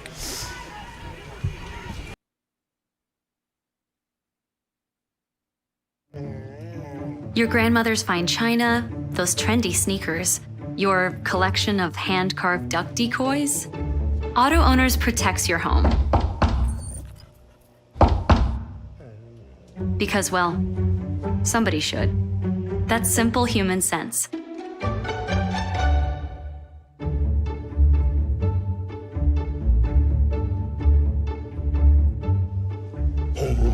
Oh, now you do your job. You won this year's chili cook-off.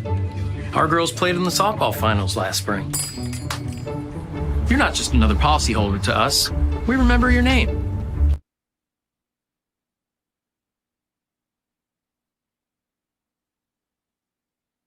Trying to get to the 20, and they're going to force them out of bounds in the Homer Center bench near side.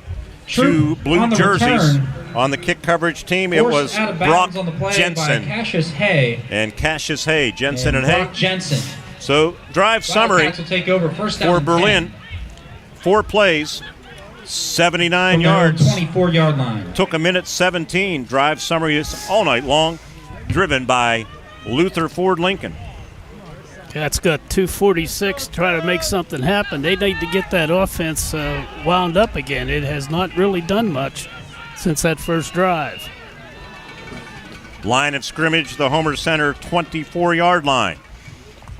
Don't want to make a mistake here either. Cole McAnulty to throw. Has Krajosic right through his hands. Dropped it. Pass intended for Krajosic. Out in the flat. Incomplete. In front of the Berlin bench. He's looking to make a move before he caught the ball. Just didn't come down with the ball. So much for the move. You're right, though, Mark. You know, it's getting worse here, and you don't want to make a critical mistake. You're only down 1 score. Second down and 10 from the 24. Berlin has 1 timeout remaining. Cole McAnulty takes the shotgun snap, going to load up and throw for Rowland, and Rowland diving attempt, can't get it at the 40. McAnulty's pass intended. On the coverage, Pace Prosser. Video stream tonight if you're listening and you want to watch the game. Tune in to our WCCS YouTube channel. Also Facebook tonight, John. Either way, you can watch tonight's game between Berlin and Homer Center. Now the Wildcats in danger of giving Berlin the ball back with plenty of time on the clock. 2:33 to play. Berlin will get the ball to start the second half. Danger of having a mishandled punt snap. Anything can go here. Let's see what happens. 10 yards for the Wildcats. And a whistle and a timeout called by Homer Center. Timeouts all night long, all season long. Brought to you by Luxembourg Jewelers. With this reminder to visit luxembourgs.com for great gift ideas for the holidays or any occasion. Homer Center going to be faced with a 3rd down and 10 from their own 24 with the rain pelting down here in the borough of Homer City. Berlin has all the momentum on an Indiana Regional Medical Center High School Sports Night on the WCCS Wildcat Football Network.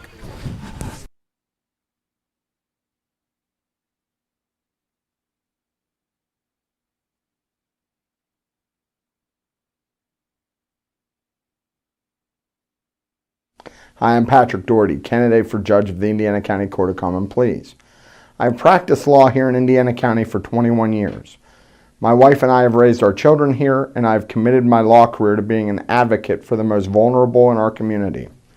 As district attorney, I worked with various organizations to protect women, children, and older adults from abuse. As your judge, I will remember that it is justice for all. Please vote Doherty on November 2nd. Out for Homer Center. And Cole McAnulty going to hand it off and up the middle. And not enough yardage for Homer Center. They'll get to the 30. And with the football, it is Landon Hill. Brought down by on number the 9, tackle, Hunter Cornell for the Berlin Brothers 8, Valley 4th down and 2. Mountaineers, the outside linebacker. It's going to be 4th down and 2. Homer Center's leaving their offense on the field, maybe to draw them off. Cole McAnulty, H-back to the right, Noah Henry, and they just did draw him off. It worked again. Flag on the play. Critical mistake for Berlin. Going to give Homer Center an automatic first down. They had to know. Encroachment, and I'm sure the coaching staff over there was saying, don't jump, don't jump. So on a 4th down and 2, Let's see if offside. Wildcats take advantage of that, Mark. You know, they need a good sizable play here, something where they can get some yards after the catch on pass. Cole McAnulty, shotgun snap a little low, and he's going to chuck-a-luck offense down the field, and it is Anthony Rowland hauling it in at the 29. Is that good enough, Mr. Hilliard? That'll work. I'd like them to run the whole way, but we'll take that.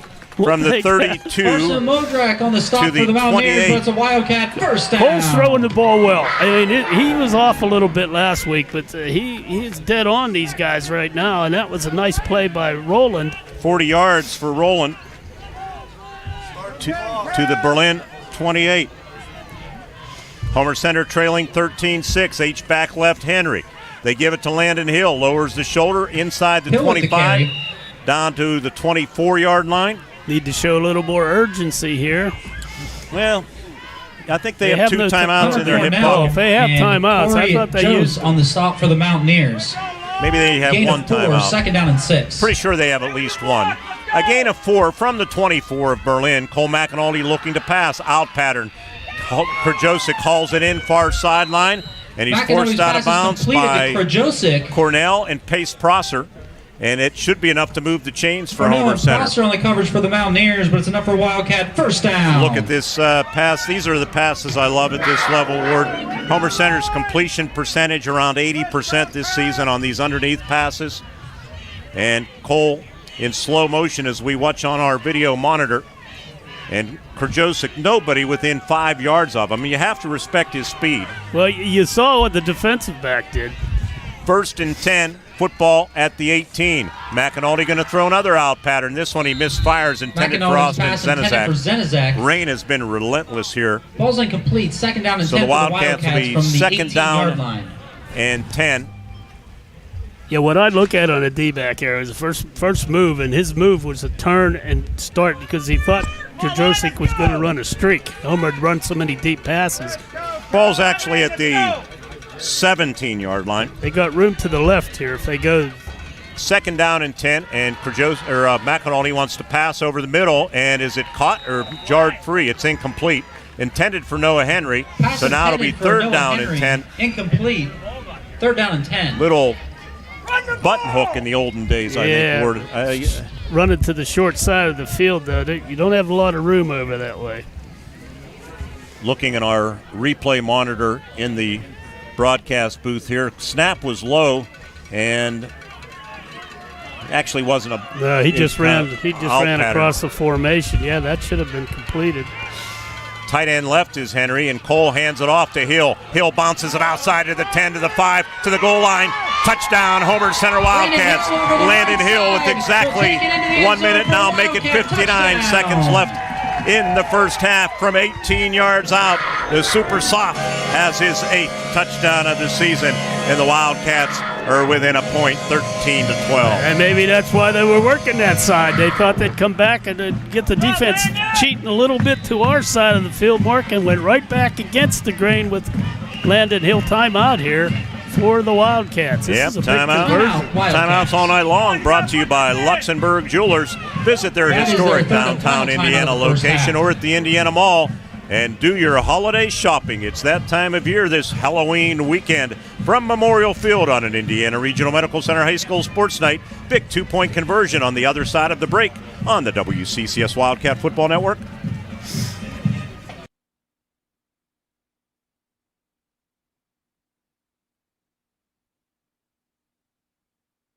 I'm running for judge because my story is like so many of yours. Born and raised here, I worked my way through college and law school. As a prosecutor, I'm tough.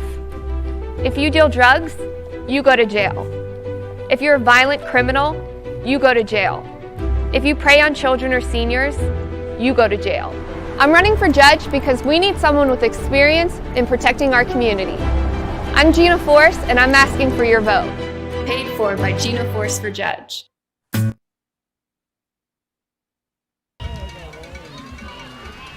Wildcats are going to go Wildcat with Landon Hill, the ball carrier. And did he get to the goal line? The ball, I think, maybe came loose too, but they're going to say he was down.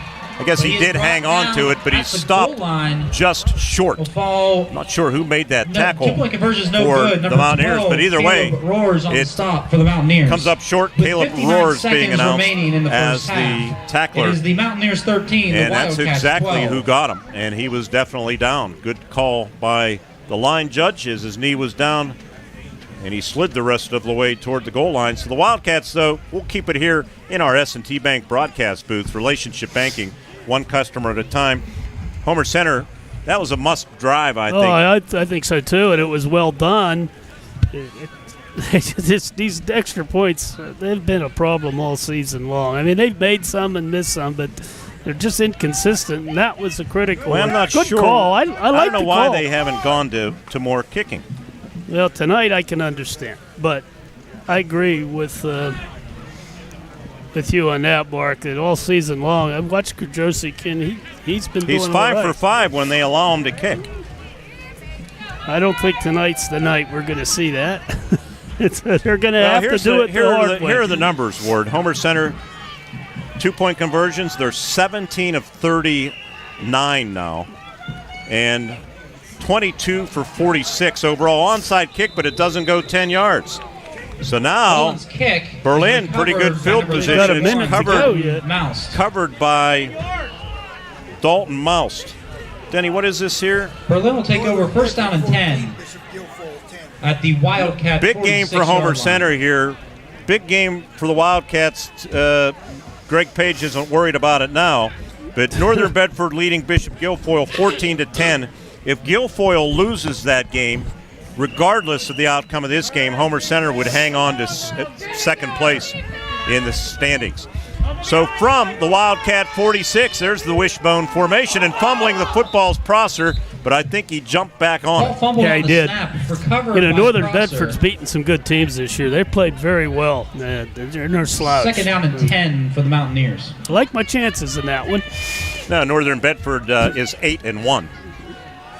That proves my point then, I guess. I knew you'd have that stat in there. Second and 10, 30-some seconds. They throw out in the flat, and the numbers are so muddy right now. It's hard to see if that's blue ball, but good first down yardage is fighting for yardage. That receiver, I guess it is blue ball. And 21 seconds, clock stopped as they moved the chains. That's the problem with the fighting there, is that he burned up some critical time. The Homer needs to make a stop on this play. They might even spike it. And they do spike it. Clock was slow to start. Only 3 seconds ran off. It should have been probably 5 or 6. So they got probably, if they don't have any timeouts left, and I don't think they do, that they've got maybe 2 plays here. Purchase Line leading Conemaugh Township 14-6. 14-0 River Valley over Portage at halftime. Indiana Total Therapy halftime report will give you a bunch of scores, stats, replays, and more. Second down and 10, 18 seconds on the clock. Trips to the right, to the wide side of the field. And Prosser going to throw out the flat, and Modrak dropped immediately by Landon Hill. I think his feet were going out from underneath him. And now a timeout with 9 seconds to play. Brought down immediately by number 8 in the first half. It's a loss of 5 on the play. Well, I'll tell you, too, Landon Hill read that the whole way. Almost made the pick. Timeout Berlin. That look at him going there. Final timeout. Wow. Actually, as I look at the replay, that was not a lateral. It was a forward pass. So no gain, or actually a loss on the play of 5 yards. John, can we see that one more time? And we'll keep it here. Quarterback Prosser stands at the 14, or I should say what, the 39-yard line. So, pass forward, yeah, it's definitely a forward pass. So, we'll wipe out the rush and turn that into an incomplete, or a completed pass, but a loss. So, the Wildcats next week will be off. They'll have a first-round bye regardless of the outcome of this game. But as Coach Page said, as we look at the scoreboard on our video stream, with 11 seconds left and Berlin leading 13-12, you don't want to go into a bye on a 2-game losing streak. You want to feel good about yourself. Well, we got a whole half to go yet. It's going to be soggy. Should be prevent mode now, right, WA? I would think so. Nobody's behind you back there in that secondary. They've usually come with some pretty good pressure, too, and that will negate any deep passes. So, receiver to the right boundary is Will Ladich.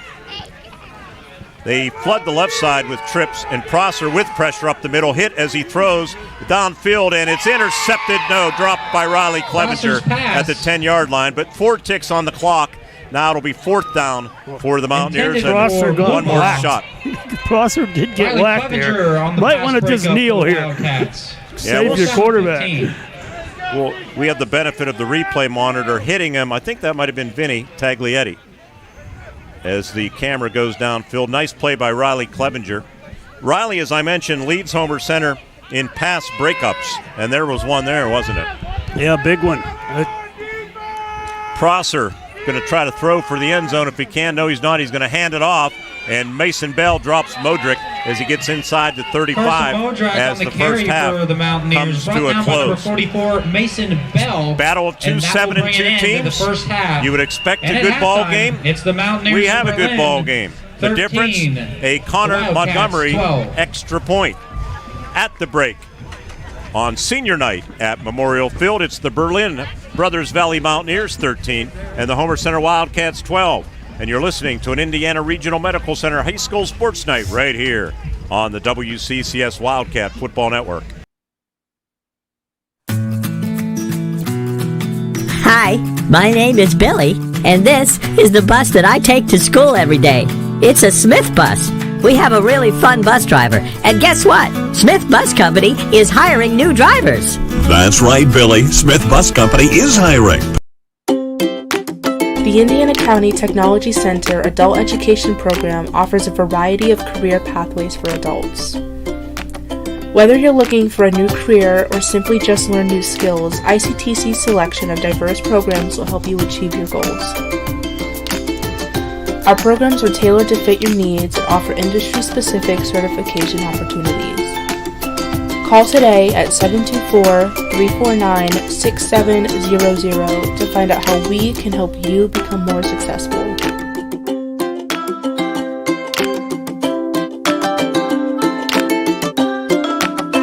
Want to buy a new or pre-owned vehicle? Want to sell your current vehicle? At Luther Ford, you can do it all. Check out the great Luther Ford inventory and drive off today, or order the exact vehicle you want. Have a trade? Luther Ford will give you a check for your vehicle's high trade-in value. If you want to just sell your current vehicle, Luther Ford can pay you thousands over KBB. At Luther Ford, you can do it all. Luther Ford, Route 119, Homer City. I'm Shannon Lipniskus. Hutton Blues Insurance of Indiana is proud to support high school football. I'm Jay Blues. You can't beat football season, and when it comes to your insurance needs, you won't beat the service we provide at Hutton Blues Insurance. Our family business has served Indiana and the surrounding counties for more than 3 decades. Once you do business with Hutton Blues Insurance, we'll make you a customer for life. So best of luck, area teams, from your friends at Hutton Blues Insurance in Indiana. It's high school football time, and that means time to stop by Luxembourg's Jewelers and lay away great gifts for the holiday.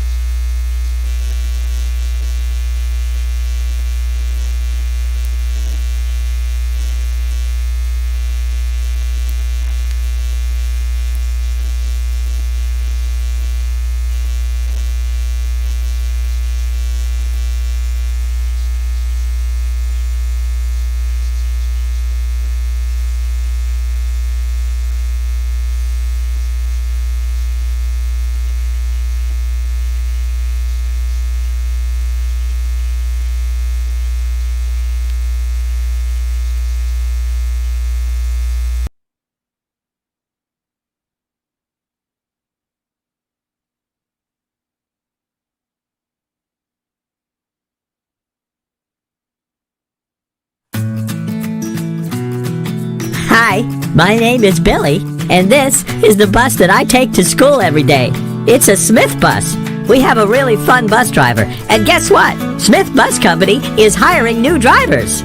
That's right, Billy. Smith Bus Company is hiring. The Indiana County Technology Center Adult Education Program offers a variety of career pathways for adults.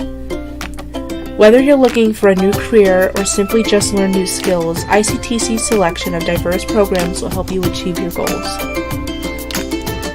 Our programs are tailored to fit your needs and offer industry-specific certification opportunities. Call today at 724-349-6700 to find out how we can help you become more successful.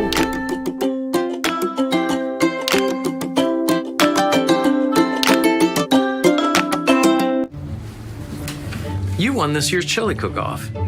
Our girls played in the softball finals last spring. You're not just another policyholder to us. We remember your name. Hi, Cheryl. He remembered my name. Because it's your name. That's simple human sense.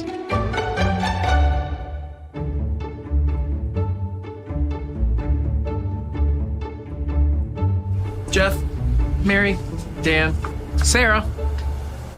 I'm State Senator Joe Pittman, wishing all our student athletes and their families every success on the gridiron. Friday night lights are always exciting, and I recognize how important it is for our students to be involved in activities, whether it be in athletics or the performing arts.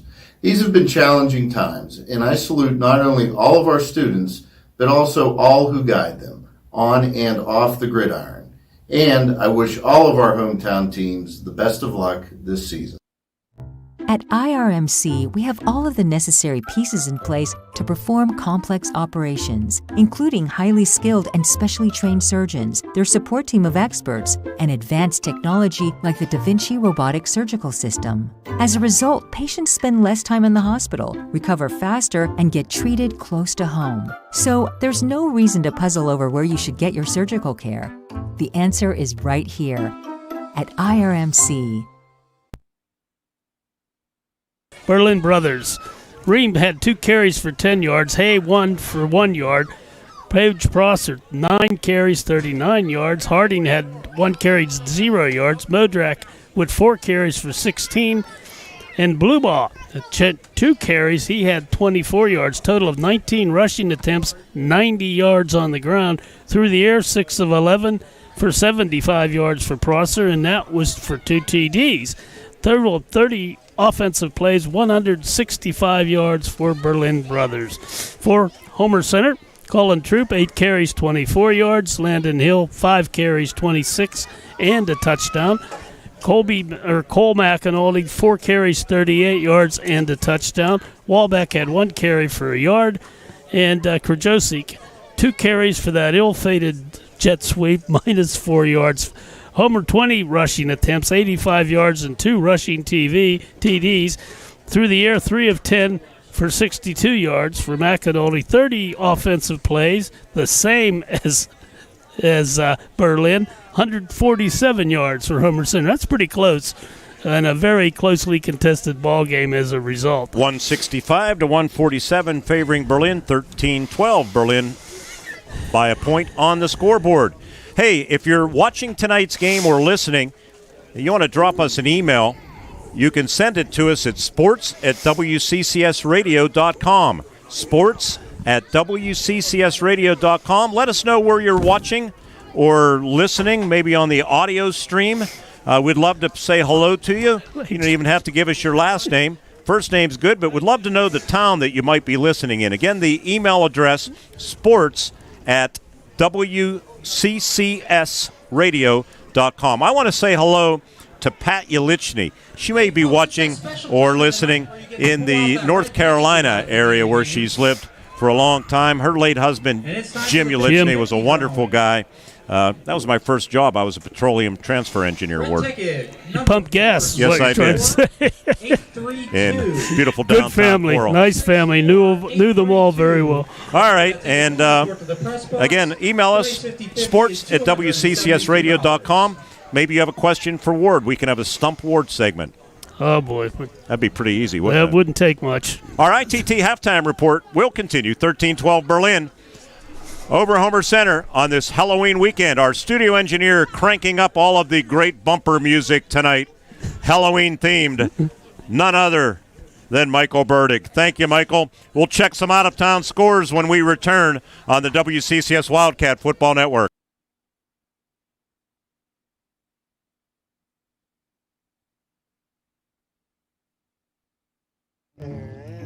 Your grandmother's fine china, those trendy sneakers, your collection of hand-carved duck decoys. Auto Owners protects your home. Because, well, somebody should. That's simple human sense.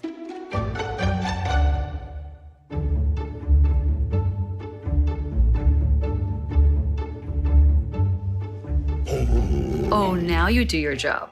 It's high school football time, and that means time to stop by Luxembourg's Jewelers and lay away great gifts for the holidays. Luxembourg's offers a huge selection of diamonds and gems mounted in your favorite ring, pendant, or earrings. Score big with great giftware selections like keychains or pens, custom plaques and trophies for that special award. Team up with Luxembourg's Jewelers for that perfect gift and lay away today. Luxembourg's in the Indiana Mall, downtown, or on the web at luxembourgs.com. Luxembourg's Jewelers, we are Indiana's Jewelers.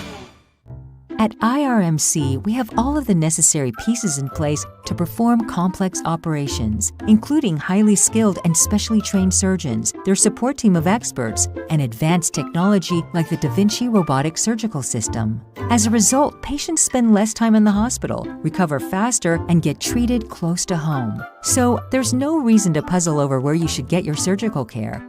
The answer is right here at IRMC. Every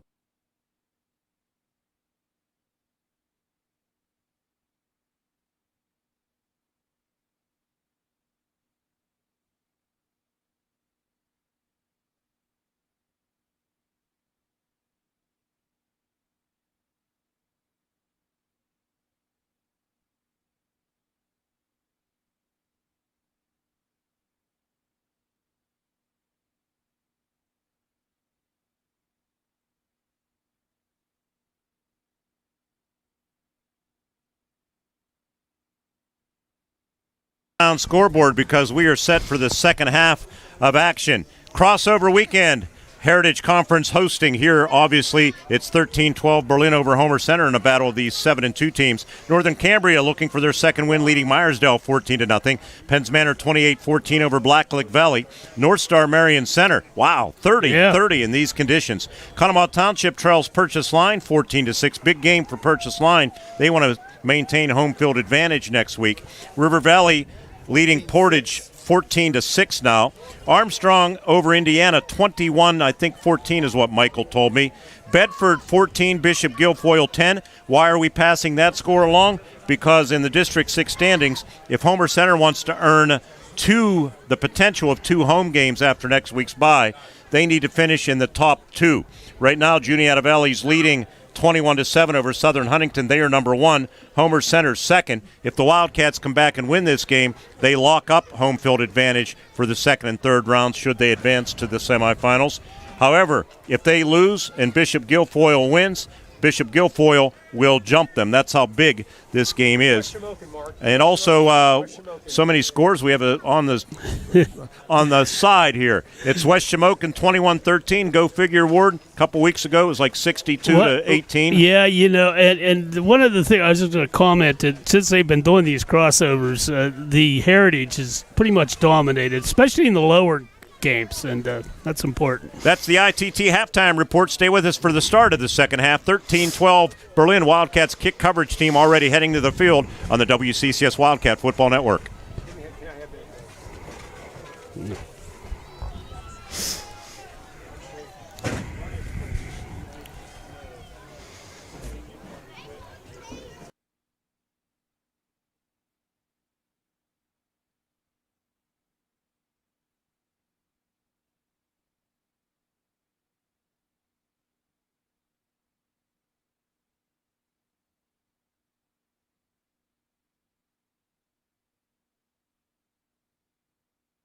Squib kick from Mason Bell going to be down by Berlin's Carson Harding at the 35-yard line. Berlin will take over. Going to be a big possession for both teams to start this second half. Third quarter being brought to you by...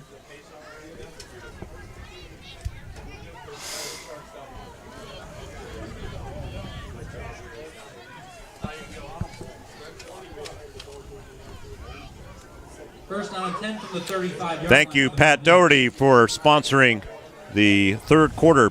Doherty for Judge 21. Berlin from their own 35. Football in the center of the field. Rain has stopped, I think, for the moment. Looks like it. Pace Prosser in motion and a flag. And it's not delay of game, I can tell you that. Procedure. Yep, they're going to back them up right out of the gate. Some other scores, if I can pull them up again. Maybe get to it after this first play. It's going to be 1st and 15. Now from the 30-yard line.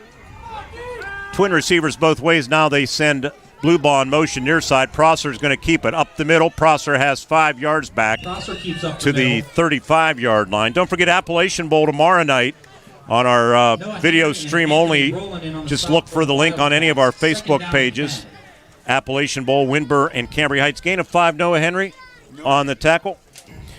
Juni Adevelli leading Southern Huntington, trying to sew up the number 1 seed.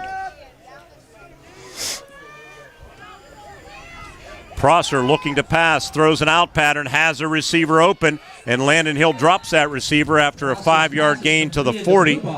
Again, it is Ryan Bluebaugh on the reception. I think Landon got a little stinger there. He popped them pretty good, got up slow. It's going to stay out there. Tough kid.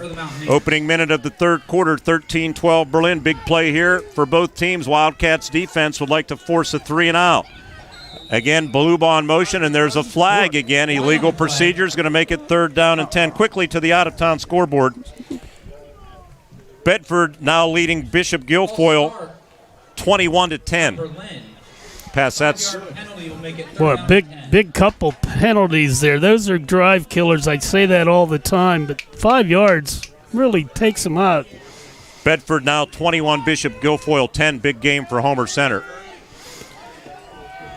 Wildcats need Guilfoyle to lose that game. They try the jet sweep to the right, and down goes Bluebaugh. Riley Clevenger on the tackle for the Homer Center Wildcats. Ward, I just don't like that play call tonight. No, you know, I'm trying not to laugh at it, but it has not worked either way. It's tough to block on a dry field. When you've got a field like this, nobody can move or cut. It just isn't going to work. Bedford 21. So a break for the Wildcats. The penalties really killed that drive for Berlin. Modrak, the punter, snap wobbles back to him. The left footer gets it out of there. Pretty good kick.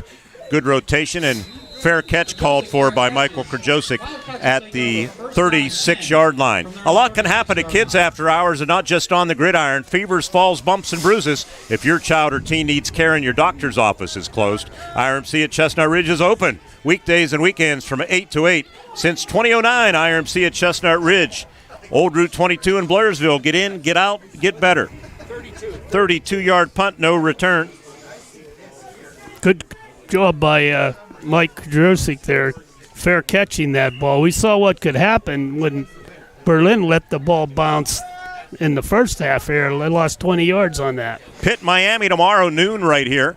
IUP at Edinboro tomorrow afternoon on U92.5.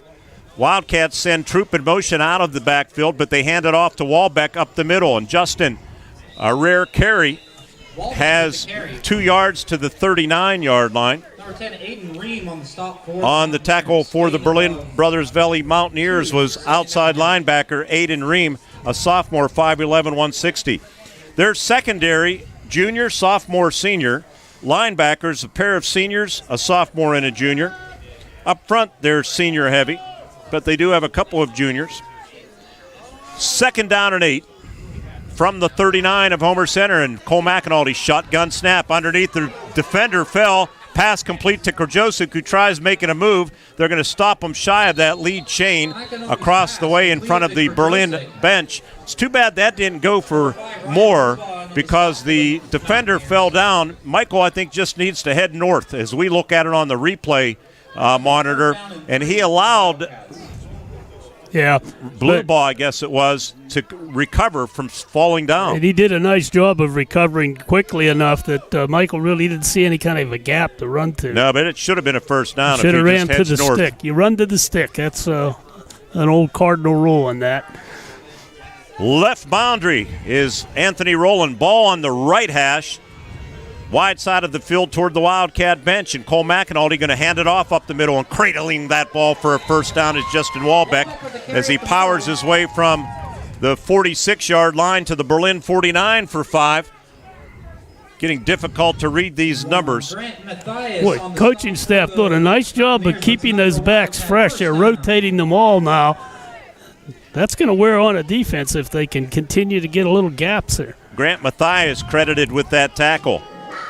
1st and 10 Homer Center from the Berlin 49. It's Berlin 13-12 over Homer Center. Early stages of this third quarter. And the give to Colin Troop, who's trying to break free, and he can't do it. There's Roars again. Caleb Roars, the strong safety, who's been on a couple of big plays, including a 2-point conversion that maintained Berlin's lead when he stopped Landon Hill. He stopped Troop that time for a loss of a yard back to the 50. It'll be 2nd down and 11. We'll be under 8 minutes when they snap the ball here in the third quarter with Berlin leading 13-12. Yeah, the problem there is he just can't get any traction. He wanted to cut it wide, and the pursuit got to him before he could make his cut. Rolling in front of the Wildcat bench, Twins up top if you're watching.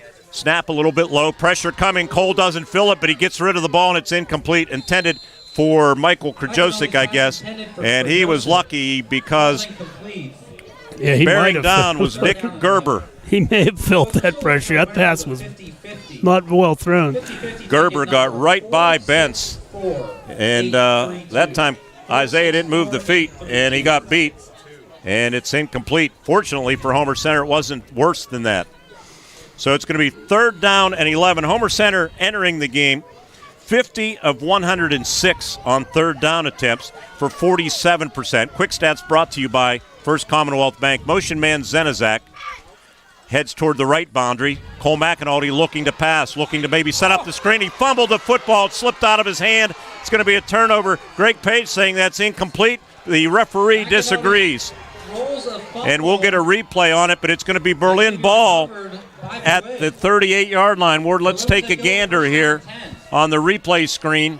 Let's see Cole's hand, and that's a fumble. He wanted to hang on to it. He had a screen, and he just had no way to throw it to Colin, and he just slipped out of his hand, and that's a huge break for Berlin. They're in 4-down territory. At the Homer Center 38, and they lead 13-12. Well, the rain stopped, but the field didn't dry out. It's still very wet and soft. They go wishbone formation with Cassius Hay, the fullback.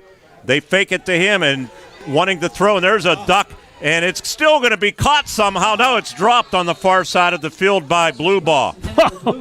That ball should have been intercepted, but the coverage was not that strong for Homer Center. Let's see here again, the benefit of the replay in the broadcast booth. Landon Hill applying pressure, and the receiver coming back, diving, and he had it, but just dropped it, fortunately for Homer Center, at about the 22-yard line. Yeah, big break there for the Cats that time. Good pressure by Landon Hill, really forced that pass. Pace Prosser with Aiden Ream, sidecar to his left. They have Blue Ball in motion. They fake it to him. Prosser going to keep it. Prosser hit at the 37 and pushed back. Let's see who has him. I wouldn't be surprised if that was Walbeck filling that hole. And here's the replay. Actually, Mason Bell, the other inside backer. We get the replay. Prosser, Bell on the tackle. So 3rd down and 8. As Ward mentioned, probably 4-down territory. Football at the Wildcat 36. They bring in Will Latich as a receiver to the right. Good solid tackle there. He did not allow it Prosser any room to move forward. Trips to the left. And that's where Prosser's going to roll. Throws, and it's caught.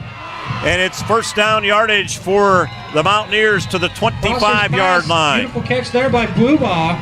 Blue Ball hauled that in. For a first down out of the hand. I didn't think that pass was going to work. I thought this could be an interception. But Blue Ball kind of reached behind him, left-handed, magnificent catch as we see the replay as he was spun around. If he doesn't, I think it is picked, but instead they moved the chains. Homer had 2 defenders behind this receiver waiting to catch that ball and never got there. They have a tight end to the right. They hand the football off, and a nice tackle by Homer centers Noah Henry, who busted in and knocked down the ball carrier. The carry brought down in the back Modrak by number 5, Noah Henry. Dropped for a loss. Loss of a yard, 2nd down and 11.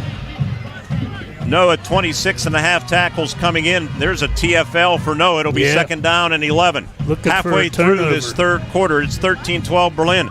We have an unidentified viewer, let's put it that way, watching the game in Myrtle Beach, South Carolina, from the condo. Glad to have you on board. Got a picture in the booth here.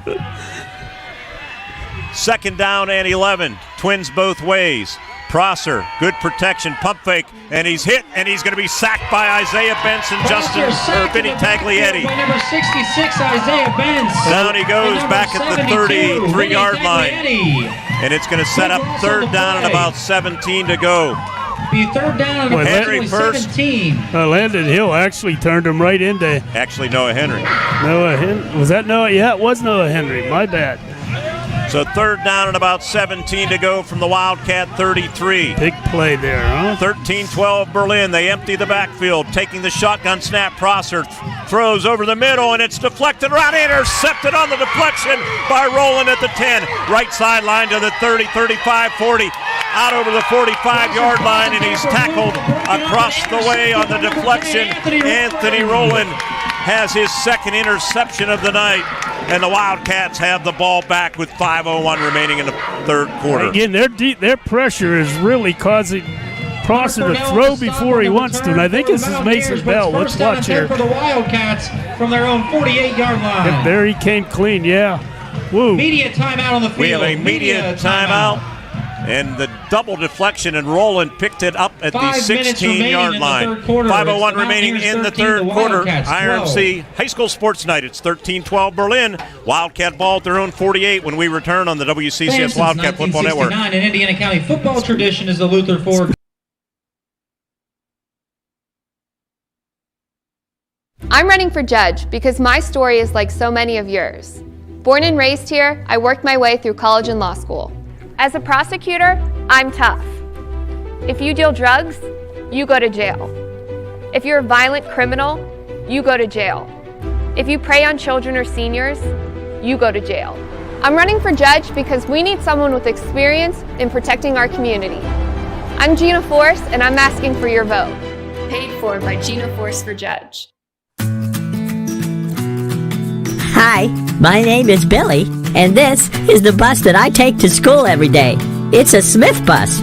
We have a really fun bus driver, and guess what? Smith Bus Company is hiring new drivers. That's right, Billy. Smith Bus Company is hiring. This is the voice of the Crimson Hawks, Jack Benedict, with some exciting news. I'd like to invite you to join me and IUP football coach Paul Tortorella every Monday night at CH Fields in the Hilton Garden Inn for Hawk Talk with the coach. Hawk Talk will be on the air from 6 to 7 p.m. every Monday on U92.5. Tonight. Thank you, Rob. 1st and 10 Wildcats at their own 48. Hand off to Landon Troop. He's upended it from 150 side of the 50 to the other. Somebody came in low. I think it was Aiden Ream. No, it was Blue Ball. So they'll gain 3 yards to the 49-yard line. 51 Grant Mathias. Boy, these teams are just battling back. This is the same thing we saw with Muncie. You know, they'll give, doing whatever they have to do to keep the other team from scoring. 2nd down and 7. Big opportunity here for Homer, though, to swing this momentum. 2nd down and 7 to go. Ball in the right hash. Homer operates toward the north end zone. Colin Troop, not much going on as he tried bouncing it outside. Maybe back to the line of scrimmage. Getting word. Number 10, Aiden Ream on the stop. Longtime Indiana coach Bernie McGowan has passed away. Oh, that's not good news. That's sorry to hear that. Legendary Bernie McGowan. Great man. Helped IUP for a number of years after his retirement. 3rd down and 7 to go. Berlin, 2nd turnover. They're trying to escape here. Here's Cole McAnulty stepping up in the pocket, trying to get to the near sideline. And he's not going to do it. He's going to be dragged down for a loss back at the 49-yard line, and the Wildcats are going to have to punt the football away. Well, that's a good job by the Berlin. Once again, they rise to the occasion. These defenses are just playing lights out right now. The second time in this game that Homer Center had a big turnover, could not capitalize. Yeah, in the middle of the field, we were commenting earlier, those linebackers are cheating up so much. There is room behind them if Homer starts to run some patterns that direction. Michael Krajosik to punt, stands at his own 37-yard line. Line of scrimmage, the Wildcat 49. 13-12 our score. Berlin with the point. Krajosik with a 1-point lead. Krajosik high short kick. Fair catch called for by Modrak. He takes it at the 24-yard line with 3:01 to play in the game. A 27-yard punt and no return. First down and 10 from their own 24-yard line. It's a good job, though, by Michael and everyone concerned. Might have been a little flinch in there, not called. The Berlin guys thought so. They were pointing. So the Berlin at their own 27, leading by a point with 3:01 to play in the third quarter. Juniatavelli now leading Southern Huntington 28-7. They're going games are bogging down, aren't they? So up first place in the district. And Prosser, shotgun, takes the snap, and it's clogged up. Homer Center tries stripping it. Noah Henry can't do it, but Prosser's going to lose a yard. Noah Henry, Landon Hill, and that works on you. And Vinny Taglietti, as a runner, that works on you because you're so worried about losing the ball. Prosser hit by Walbeck initially, as we look on the replay, and then some other help coming in. Nice job of just clogging that all up, so no gain. No gain, second down and 10. Ream in the backfield, blue ball in motion, and they hand it to him, and he's trying to get to the edge. Roland trying to get to him, and he breaks the tackle, has a couple of yards, but good defense across the way. Homer Center's Mason Bell. 44, Mason Bell. That's the trick, is to stretch the play, force the runner to turn upfield before he wants to. The pursuit will get him. That's pretty much what happened there. So they gained 2. 3rd and 8, again, another Arnie Widmar play. Field, start of the fourth quarter. River Valley 14, Portage 6. I'm surprised at that score. 3rd down and 8 to go. Hunter Cornell, receiver to the right boundary, wide side of the field toward the Wildcat bench.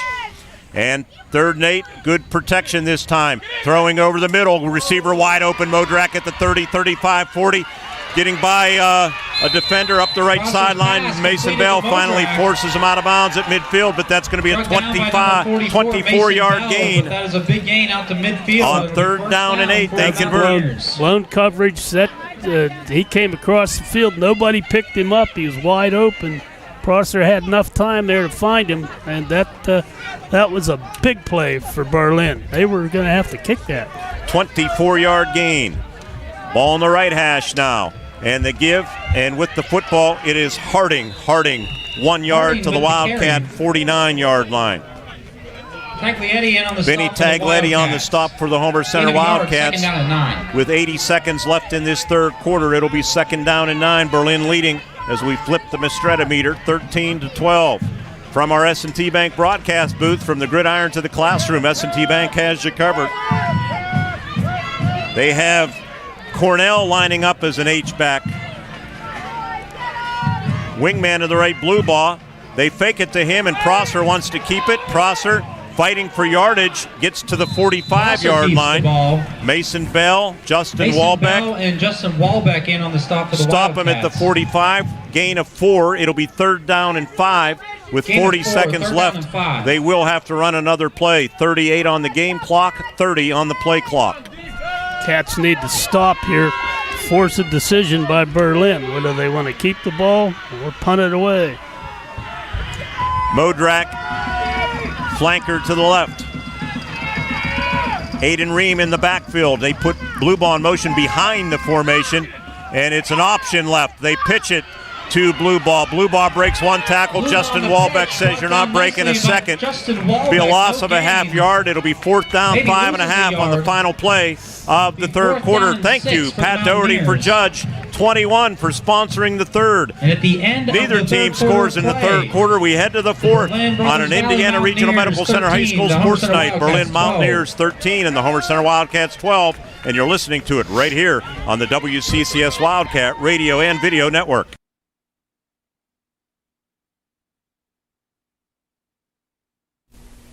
Hi, I'm Patrick Doherty, candidate for judge of the Indiana County Court of Common Pleas. Experience matters. My 21 years of experience is unmatched. I had the honor to serve as Indiana County District Attorney for 8 years. I've also served clients in family law cases for more than 10 years here in Indiana County. When you vote for judge, make educated decisions and allow me to take my 21 years of experience and wisdom to the Court of Common Pleas. Vote Doherty November 7th. Every day, businesses open with a determination to make this day better than yesterday. Families work to create a better life. Communities come together to provide better opportunities. At First Commonwealth, we're proud to be part of this journey to a better tomorrow, to provide resources that help businesses succeed, to inspire families to save for a brighter financial future, to help support our communities and keep them strong, and be better together every day.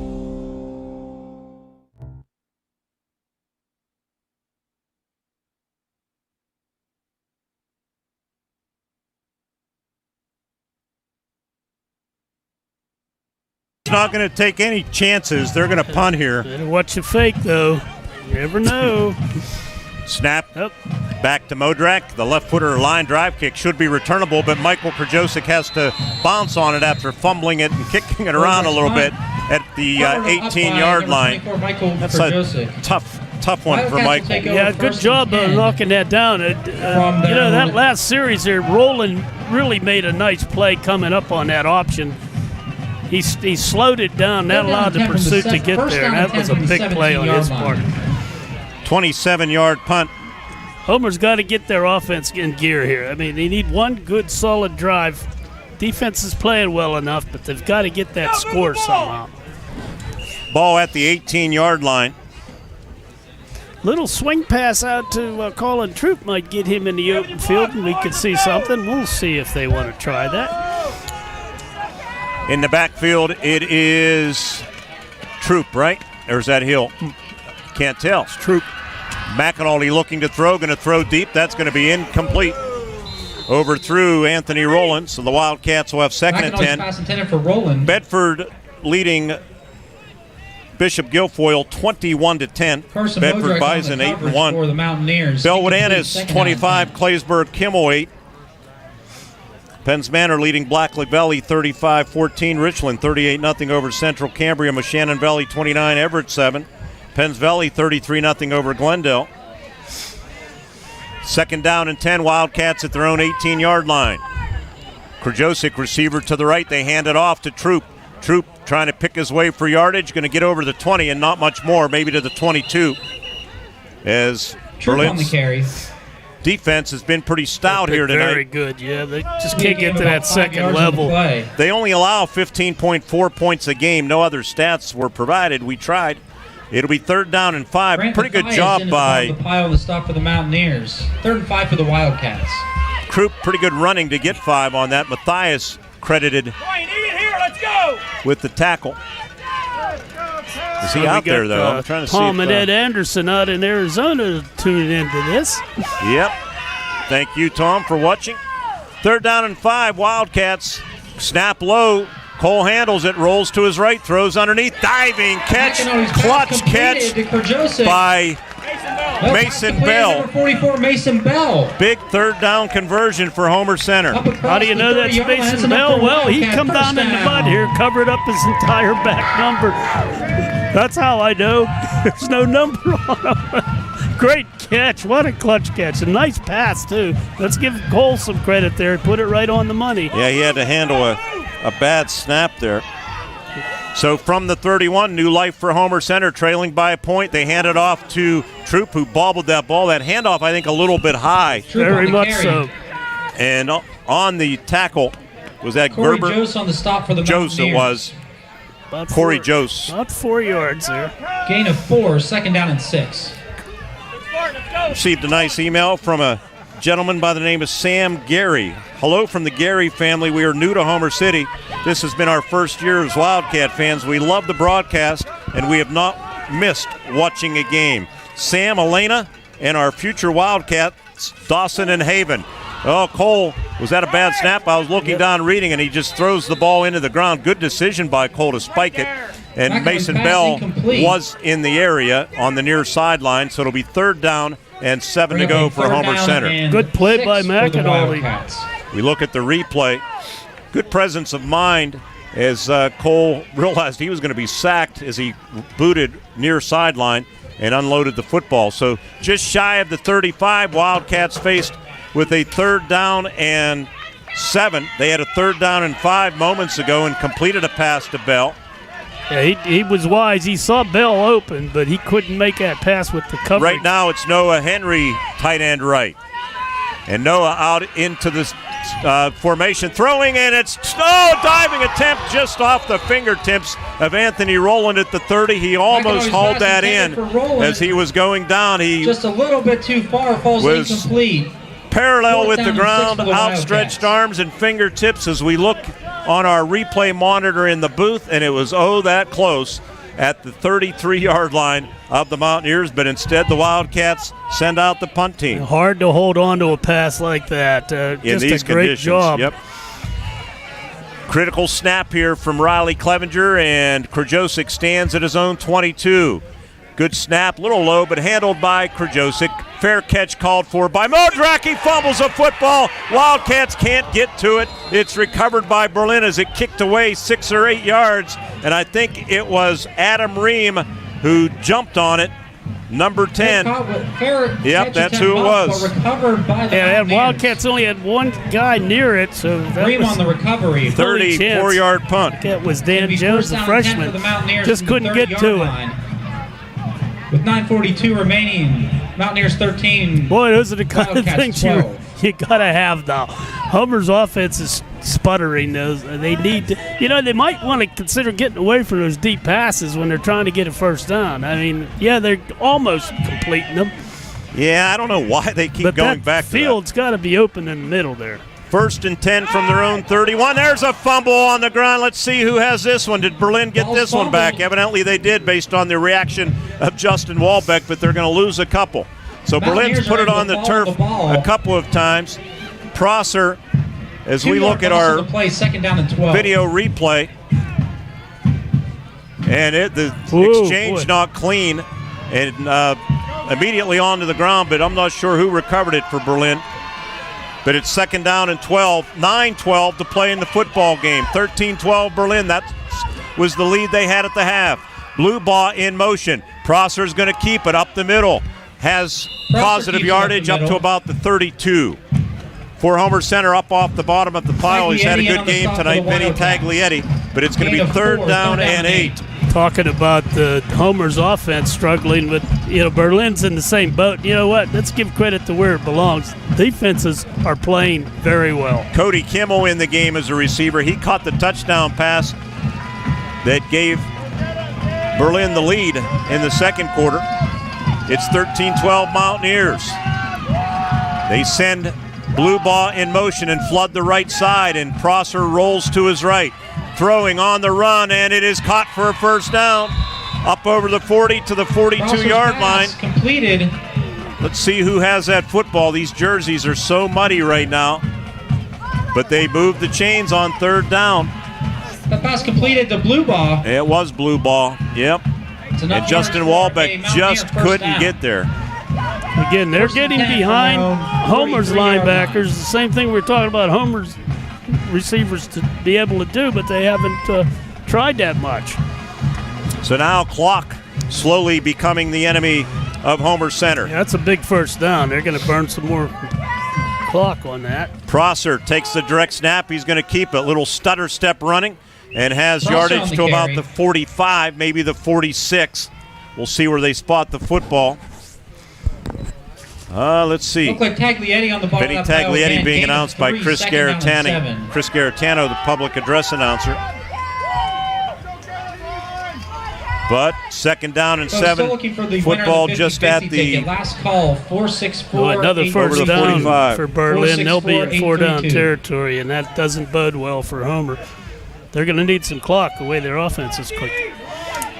Second down, long 7.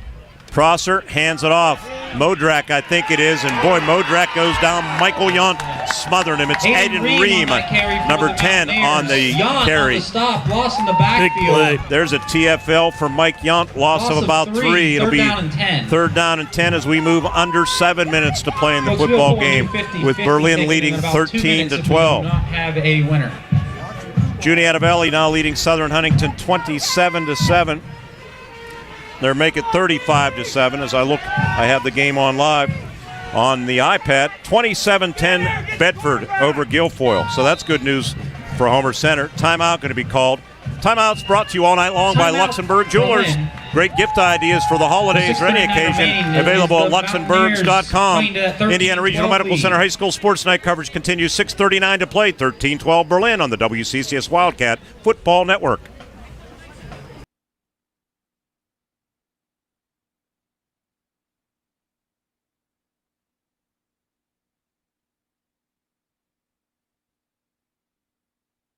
I'm State Senator Joe Pittman, wishing all our student athletes and their families every success on the gridiron.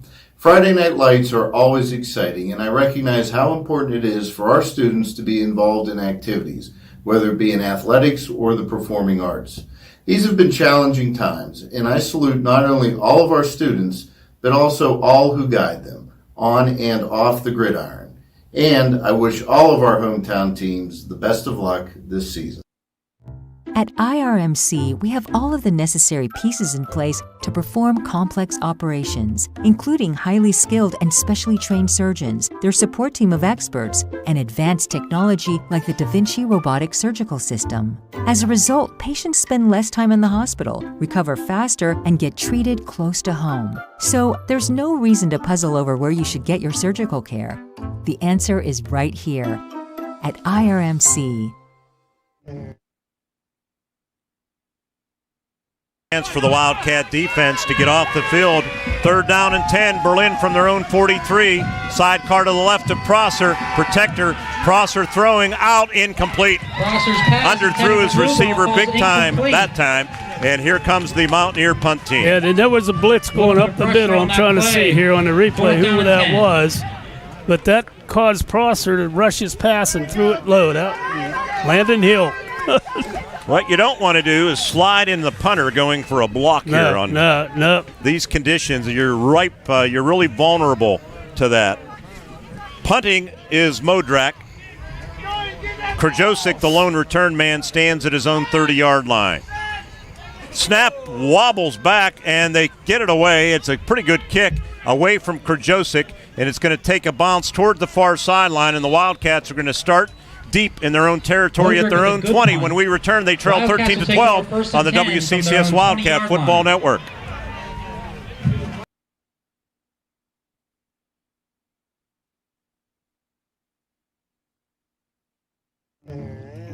Your grandmother's fine china, those trendy sneakers, your collection of hand-carved duck decoys. Auto Owners protects your home.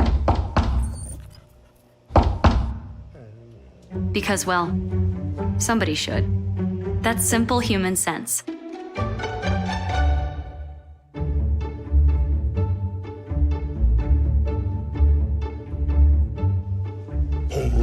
Oh, now you do your job. This is the voice of the IUP Crimson Hawks, Jack Benedict, inviting you to follow the Hawks home and away on U92.5 FM and at Wildcats would like to do it the honest way and win, and they give up the middle, and that's Landon Hill. Good hard-nosed running from the 20 to the 28-yard line.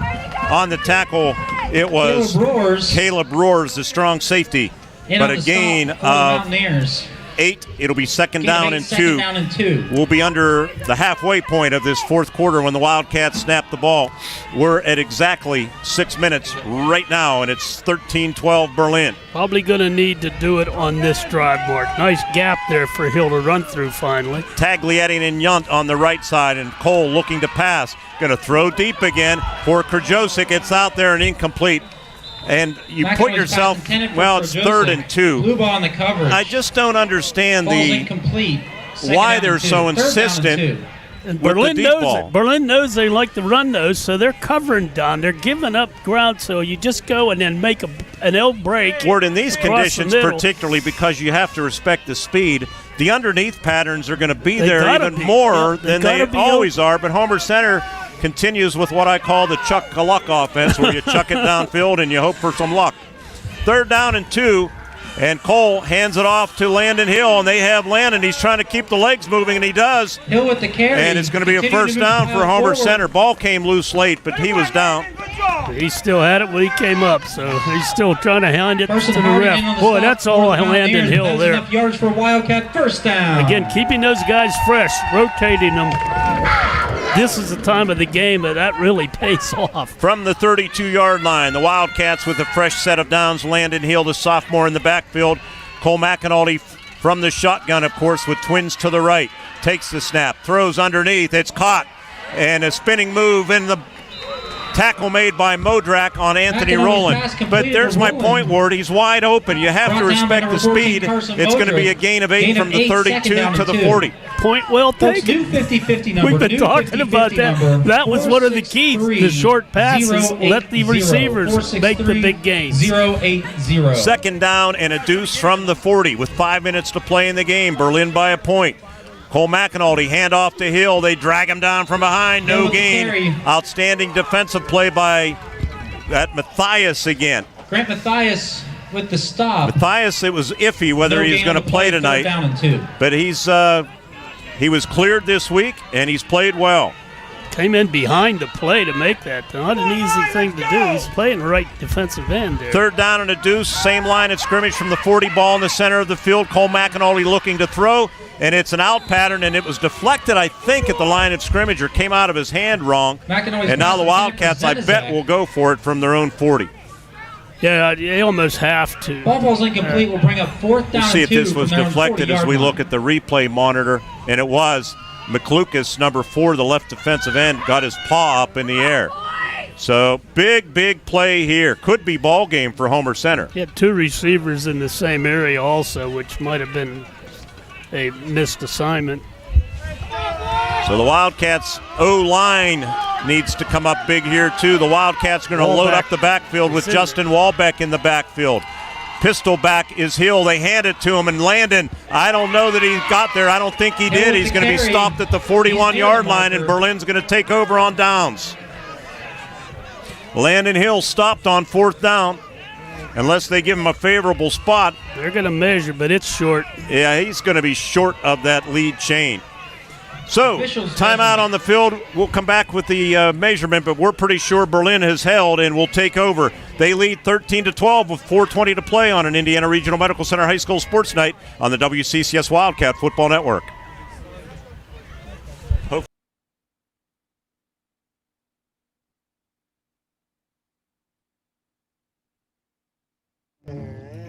Your grandmother's fine china, those trendy sneakers, your collection of hand-carved duck decoys. Auto Owners protects your home.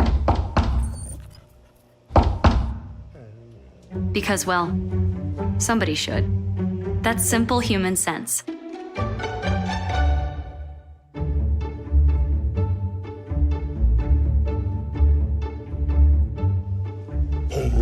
Oh, now you do your job. Well, I was wrong again. First down, Homer Center. Ward, I'd like to see that replay because I don't think he got there. We agreed on that, which is unusual. Backside pressure coming. Landon Hill picks it up. Cole looking, throwing, sideline. Did Krajosic keep his feet in bounds? He did. Outstanding catch from Krajosic at the 42. Berlin thinks otherwise, but it's going to be a first down from Homer Center. We'll see on the replay. He only needs 1 foot. He only needs 1 foot in here. Great catch. Well, we did not quite see. Couldn't see. Frank Garitano, a referee, both feet in high school, 1 foot. Yeah, you're right, Ward. I'm wrong again. I didn't know. Well, let's just keep this thing rolling here. So a gain from the 42 of Homer Center to the 42 of Berlin. 16 yards, hand off to Hill, lowers the shoulder, not much there. Hand off to Hill. Yard to the 41. Gain of maybe a yard. Again, the Number 51, low Grant snap Mathias blew on the the stop. play right there. Second down Landon, and I 9. could see. He saw something he wanted to get to right away. But the snap was low, and he had to hesitate, and that took all his momentum. That's how critical these read offenses are. 2nd down and 8, 3:25. Clock moving here at Memorial Field. Wildcats trying to drive for the lead. Cole McInally looking to pass, going to throw deep on a post for Roland, and it's intercepted. Wildcats went deep again, and it was intercepted by the safety, Pace Prosser. And now it'll be up to the defense as Cole McInally's picked over first down and for 10. the 8th time this season. And again, why, Ward? Why do you throw deep in that situation? I have no answer for you, my son. I've seen where these linebackers are. I see the little shallow pass patterns right behind them, or even just the quickies to the wide side. Let the receiver catch a 3-yarder and make it a 10-yarder. But those deep passes, too easy for that safety to come over. They have had maybe one pass to Roland, right? And with the football for Berlin and breaking a tackle, not sure who has it across the way. Is that Blue Ball? Can't tell. We're looking. Looks like Blue Ball may be on the carry. Mason Bell on the stop for the Wildcats. That's the quarterback Prosser, actually. Is it Blue Ball? Okay, Blue Ball. Gain of 7 on the play, 2nd down and 3. Line of scrimmage was the... Kept them in bounds, which means the clock continues to run. 11-yard line. 2nd down and 3. New ticket. From the 19 now. 2:35 to play in the football game. 13-12 Berlin. Pace Prosser with a man in motion behind the formation toward the Wildcat sideline. He wants to keep it. He's going to be pushed back, might even lose a yard. Prosser on the carry. Wildcats may take a timeout now, and they do. Timeout, Homer Center, brought to you by Luxembourg's Jewelers. Two convenient locations. Their historic downtown Indiana location and at the Indiana Mall, where you can lay away your holiday gifts. 13-12 Berlin. 3rd down and about 3 to go. When we return, it'll be ball game for Homer Center. They will need to stop them if they want to come back on the WCCS Wildcat Football Network. I'm running for judge because my story is like so many of yours. Born and raised here, I worked my way through college and law school. As a prosecutor, I'm tough. If you deal drugs, you go to jail. If you're a violent criminal, you go to jail. If you prey on children or seniors, you go to jail. I'm running for judge because we need someone with experience in protecting our community. I'm Gina Force, and I'm asking for your vote. Paid for by Gina Force for Judge.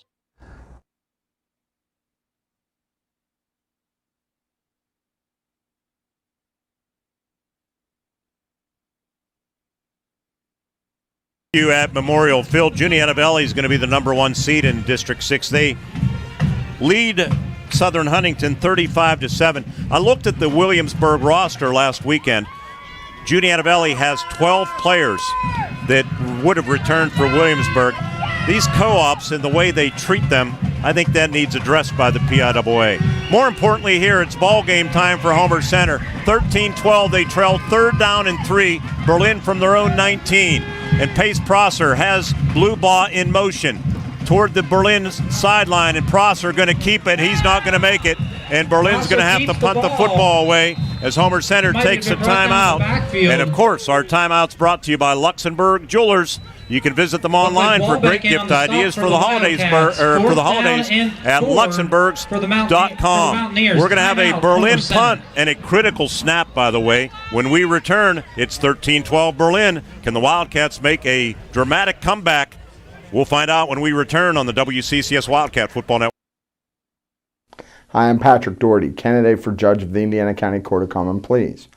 I've practiced law here in Indiana County for 21 years. My wife and I have raised our children here, and I've committed my law career to being an advocate for the most vulnerable in our community. As district attorney, I worked with various organizations to protect women, children, and older adults from abuse.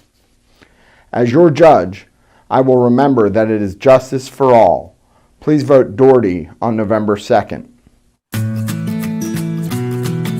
Hi, my name is Billy, and this is the bus that I take to school every day. It's a Smith bus. We have a really fun bus driver, and guess what? Smith Bus Company is hiring new drivers. That's right, Billy. Smith Bus Company is hiring. This is the voice of the Crimson Hawks, Jack Benedict, with some exciting... Just similar to what we saw this is great. Back and forth, rough. Snapper is Cooper Houston. This is critical. Last one was not pretty. This one floats back, and they do get it away. And the kick, fair catch called for by Krajosic at the 47-yard line with 2:04 remaining. And the Wildcats 47 yards away. I don't think they're in field goal range yet, Ward. 47. I don't think that's going to be a factor here. Right now, they're looking at positive yardage on every play. It'd be nice to see the short turn-ins, things like that. We'll see. 28-yard punt, no return. Good sure-handed catch. No scoring in this second half. 13-12. Difference, a Connor Montgomery extra point, which has been one of Homer Center's Achilles heels tonight, or this season. And this has been a great playoff atmosphere. First and 10, Homer Center at the Berlin 47. Cole McAnally takes the direct snap, and he's going to throw an out pattern. Krajosic takes it, and his knee goes down as he slipped, but that's a positive gain of about 12 yards to the 35-yard line. He's down to the 35-yard line. That's that's relatively safe pass. He can throw something even shorter than that. If Michael catches it, breaks one tackle, it could be 20 yards. Call it an 11-yard gain to the 36 is where they marked him down. Landon Hill in the backfield. Cole McAnally, another out pattern, and this time it's Anthony Rowland hauling it in. Anthony Rowland fighting for yardage inside the 25 to the 24-yard line for 12 more. Let me tell you, I watched the safety. As soon as the corner who was on him, the first two steps were downfield. That allows him to make a 5-yard in cut, which he did. It's an easy pass for Cole to complete. He gets 12 out of it. From the 24-yard line of the Mountaineers. And they hand it off to Hill. Hill lowers the shoulder to about the 21-yard line for 3. 1:20 to play in the football game. Clock moving. I think Homer Center has one timeout remaining. Not sure who made that tackle. It's second down and 8. Here. Hill sidecar to the right. Slot receiver Zenizak. Up top it's Rowland. Cole McAnally looking, throwing underneath. Too short. It was there for Krajosic at the 16, but now with 61 seconds to play, the Wildcats faced with a third down and 8 from about the 22-yard line, we'll call it. They can clear the slot receiver downfield to take that pursuit. Now, Ward, what I'm doing, pump fake and stop and go pattern, I think it's going to be there. Well, they put Krajosic in the slot. That's going to give him an easy access to the middle now. There's no safety back. Third down and 8. And Cole hands it off to Hill. Hill, they defense it nicely. He's going to be stopped after a short gain at the 20. And the Wildcats are going to have to take a timeout. Give Berlin credit. Holby McLucas stayed home and made the tackle. Timeout, Homer Center. Do or die when we return with 54 seconds left in the game. It's 13-12 Berlin. One last gasp on a 4th down and 6 from the 20. Timeout brought to you by Luxembourg Jewelers in the Indiana Mall and in downtown Indiana on the WCCS Wildcat Football Network.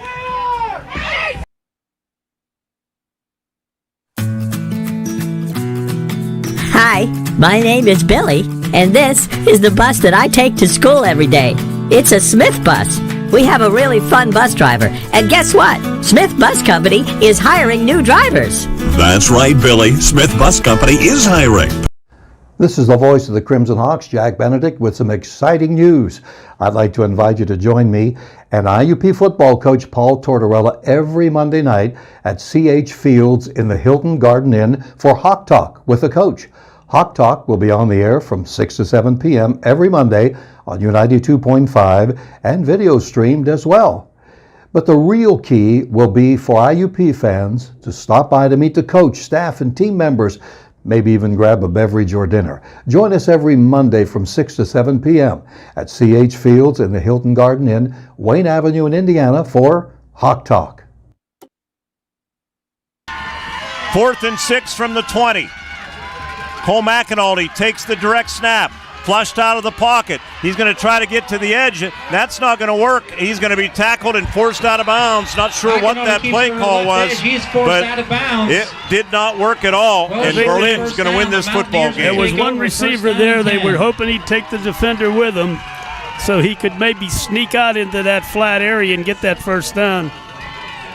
Well, you know what? These teams, this was a playoff game again. These teams were so evenly matched.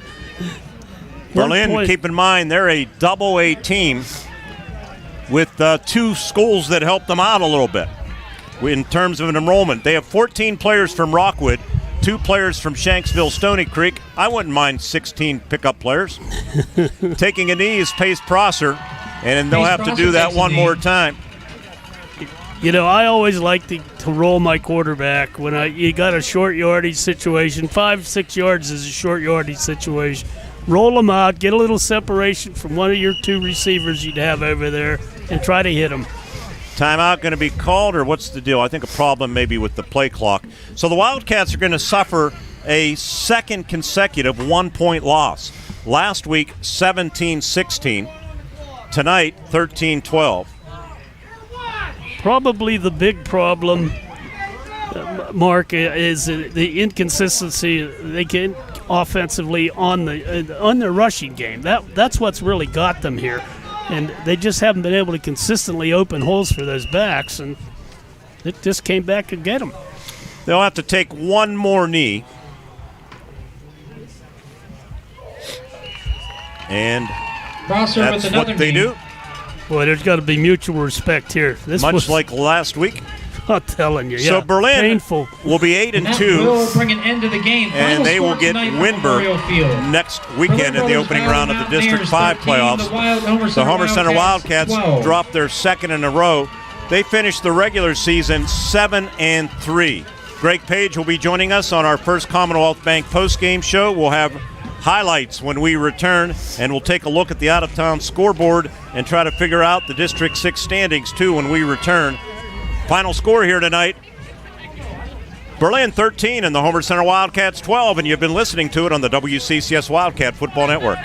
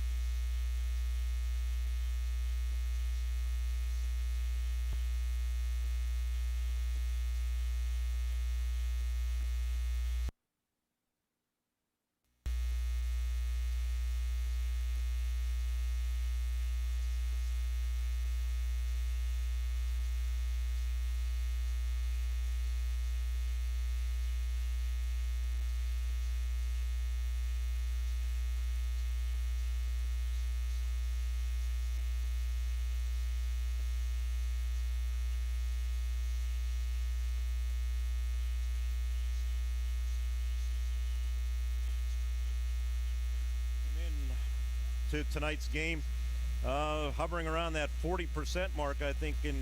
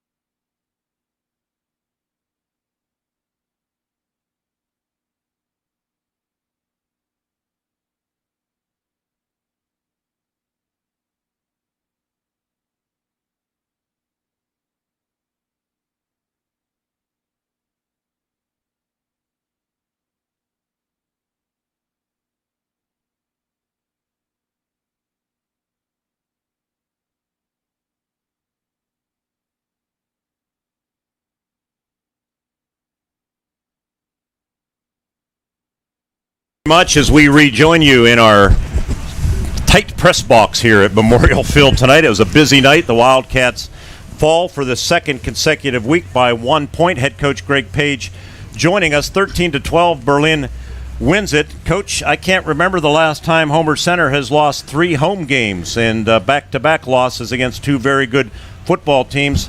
Sum up this game for me. Credit to Berlin. Sloppy field. It took away a lot of things that both teams wanted to do. In the end, it's like last week. They made fewer mistakes than we did. Ended up being the difference in the game, plus conversions as well. Well, the run game has been so pivotal for you all season long, and Muncie made it tough last week. And when you're playing better competition, that's the way it's going to be. But you were held to 103 yards rushing tonight, and really in the second half, 53-70, I think 79 yards of offense in the second half. That's just not good enough. Your defense played well. Yeah, and we put them in a couple tough spots, our defense. They did play well. They got the one touchdown pass. We got twisted around again this week, so that's kind of frustrating. But overall, they played well. And, I know our line's been tough and strong, but it's hard, I guess, to get the footing. And we're trying to spread them out and do different things. And it's hard to run outside, too. With the way the turf was, but it is what it is. Both teams have to play in that. You've had a lot of trouble running that jet sweep, and you ran east-west in a critical part of the ball game tonight in tough conditions, and Krajosik was tackled for a big loss. Is that one you'd like to have back? Well, yeah, because if we're not going to block the guy that's right outside of our offensive tackle, then, yeah, I'd like to have it back because that should be priority number one. So apparently bunching it up with, some heavyweight guys there off of our tackle isn't good enough. And, we thought the last couple weeks we had some different looks out of that jet, and we had a little bit of success, but it's just, you're trying to hit them in a different way because they were tough up inside. They weren't as big as us, but they were tough up inside. And the conditions, I think, kind of makes it neutralizes a lot of things, Absolutely, too. Yeah. Coach, you've struggled, no doubt, all season long in extra points. It's been a real Achilles heel for this ball club. You're 17 of 39 now in 2-point conversions. 5 for 5 kicking, but you've opted to stay away from that. Granted, tonight, a little more difficult to kick the football, but their kick proved to be the difference. Yeah. I'm not going to second guess myself on that one, either one, because with our line up front in the scheme and trying to get a forward push on both of those situations, I think the second one especially, we were close. They said that Roars made a good tackle. Yeah, and he tried to reach it out, and it just didn't happen. But we got to convert there. It's not on any one individual. People want to blame the line or blame the back. We didn't make it happen, and it needs to happen because you got 9 guys in that Badger set, and it just you got to be able to get 3 yards. Boy, in the waning moments of this football game, defense after a 7-yard gain on first down from Blue Ball, they stopped Prosser on back-to-back runs, no gain, and they have to punt the football, 28-yard punt. You start at their 47. Underneath passes, I like that. 11 yards to Krajosik, 12 yards to Roland. You had the football just like that at the 24-yard line. Hill 3 yards to the 21, and then an incomplete pass, and then 1 yard. Looked like that play might open up, but they made a good defensive stop. So now you're faced with 4th down and 6. Describe the final play of the game for all intent and purposes. Cole looked like you were trying to stretch the field and open it up for Cole maybe to run. It just didn't work out. No, it was a play that we had run earlier in the drive. Try to go max protect with our tight end and our sidecar in and run 3 of our receivers, 3 good receivers on a deep turn, a deep hitch route. And I think he saw a little pressure. A guy squeezed in the C gap, but went to the ground. He saw that and he scrambled. We needed to throw the ball there, but we needed to run our scramble drill too with our receivers and try to stretch it vertically and just throw it because it's 4th down. But they closed in on him and made a good play. It wasn't a run design play. It was to try to 7 yards. We're running a 10-yard route, so that was our thought process there. We were already talking about the first down play after we got that, so we were trying to go into that with some confidence. Ward mentioned on a number of occasions they obviously were expecting the deep ball. You had limited success, 1 pass, I think, to Roland. A couple of others close, but just curious again about the insistence on throwing all of these deep passes with limited success, although sometimes maybe there are other things by design and it ends up going deep. That's something I don't know. Yeah. Can you address that? It's a drive concept, so we have 4 guys in the route. In the backside, to be honest with you, the backside post with Roland was behind him about 3 other times. We just didn't connect. The one that I don't know if the kid got his hand in it in the first half. Mm-hmm. He did. Yeah, barely. So he has the option to throw that. And the thing is, they were kind of bracketing Michael. They were really sliding their coverage over towards Michael, which I would too. But Anthony's capable. And there's a couple other times, man. If we could have now. Other than the 1 interception before our last drive, that one they did slide over, and I think we floated it up a little bit too high, but the route wasn't as sharp as it needs to be too. But we felt like we had a match up there, and if we could have connected on a couple of those other ones, could have been a little different. Well, the good news is you got some help from Bedford, a very good AAA team, 8-1 record. They beat Guilfoyle 28-10. Juniata Valley, they trailed early, 7-0, but came back and won handedly over Southern Huntington County, so they're going to be the number 1 seed in District 6 Class A.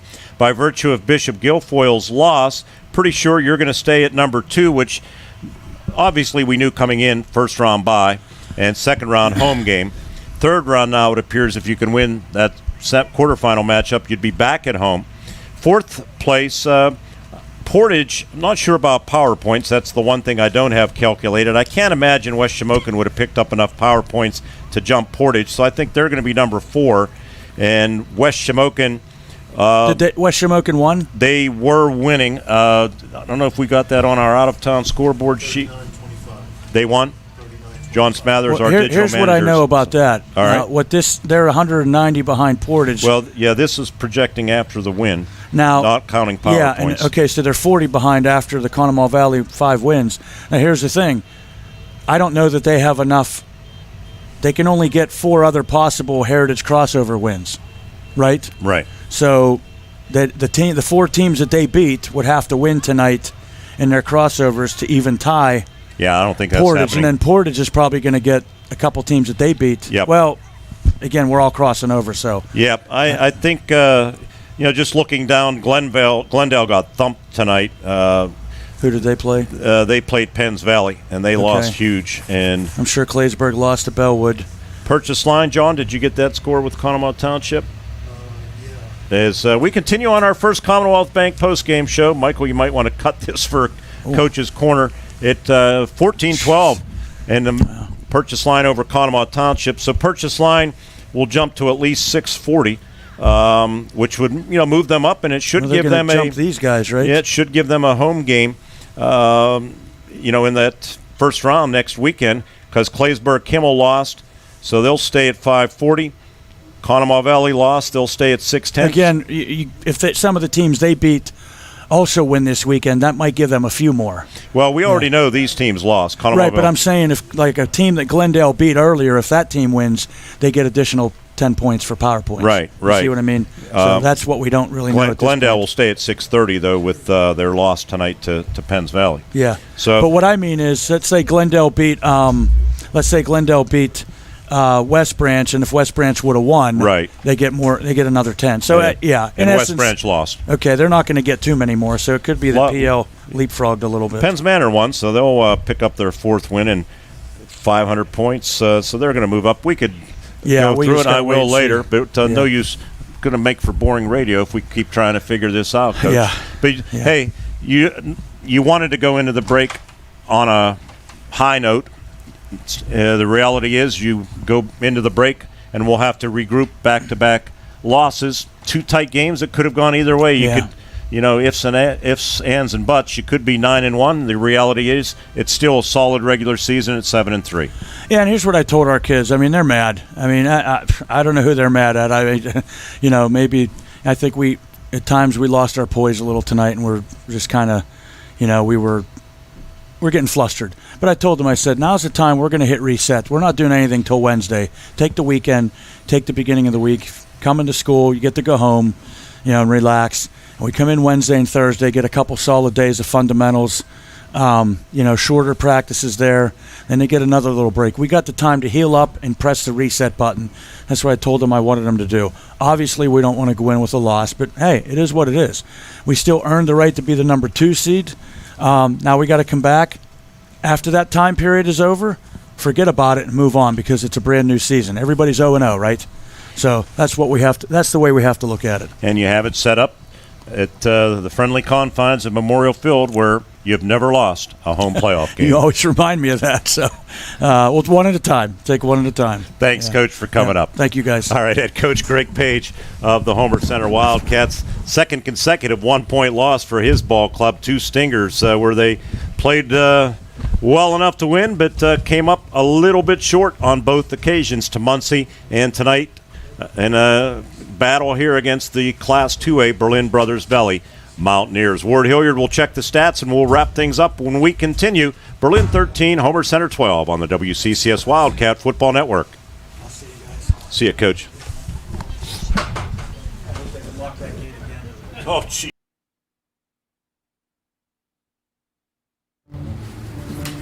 You won this year's chili cook-off.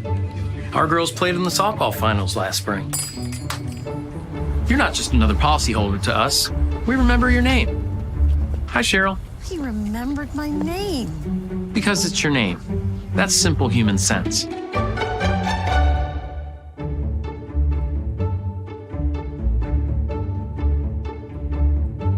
Jeff, Mary, Dan, Sarah. I'm State Senator Joe Pittman, wishing all our student athletes and their families every success on the gridiron. Friday night lights are always exciting, and I recognize how important it is for our students to be involved in activities, whether it be in athletics or the performing arts. These have been challenging times, and I salute not only all of our students, but also all who guide them, on and off the gridiron. And I wish all of our hometown teams the best of luck this season.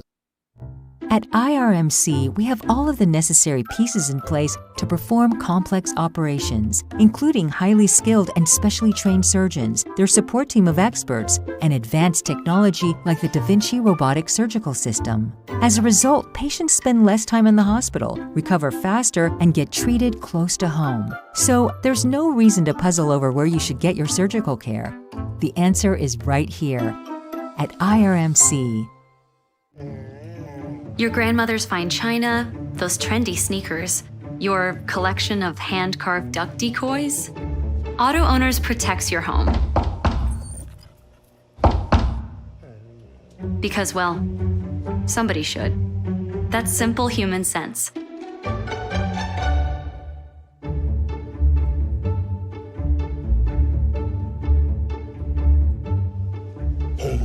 Oh, now you do your job.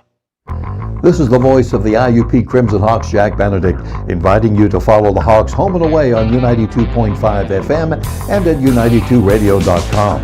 Start your Saturday game day with another Indiana County tradition. Field 13-12, Berlin wins it. Here's the stats for both teams with Ward, brought to you by First Commonwealth Bank. Time to be first. And thank you very much. For Berlin Brothers Valley, Adam Ream had 3 carries for 8 yards. Cassasay had 1 carry, 1 yard. Pace Prosser checked in with 18 carries, 49 yards. They were hard-earned.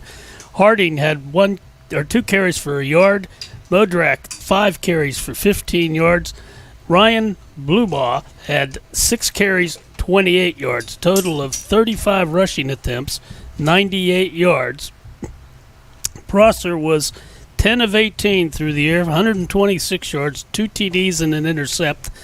Total of 53 offensive plays, 224 yards for Berlin Brothers Valley. For the Wildcats, Colin Troop, 13 carries, 35 tough yards. Landon Hill also 12 carries, 46 tough yards. He had a touchdown on the ground.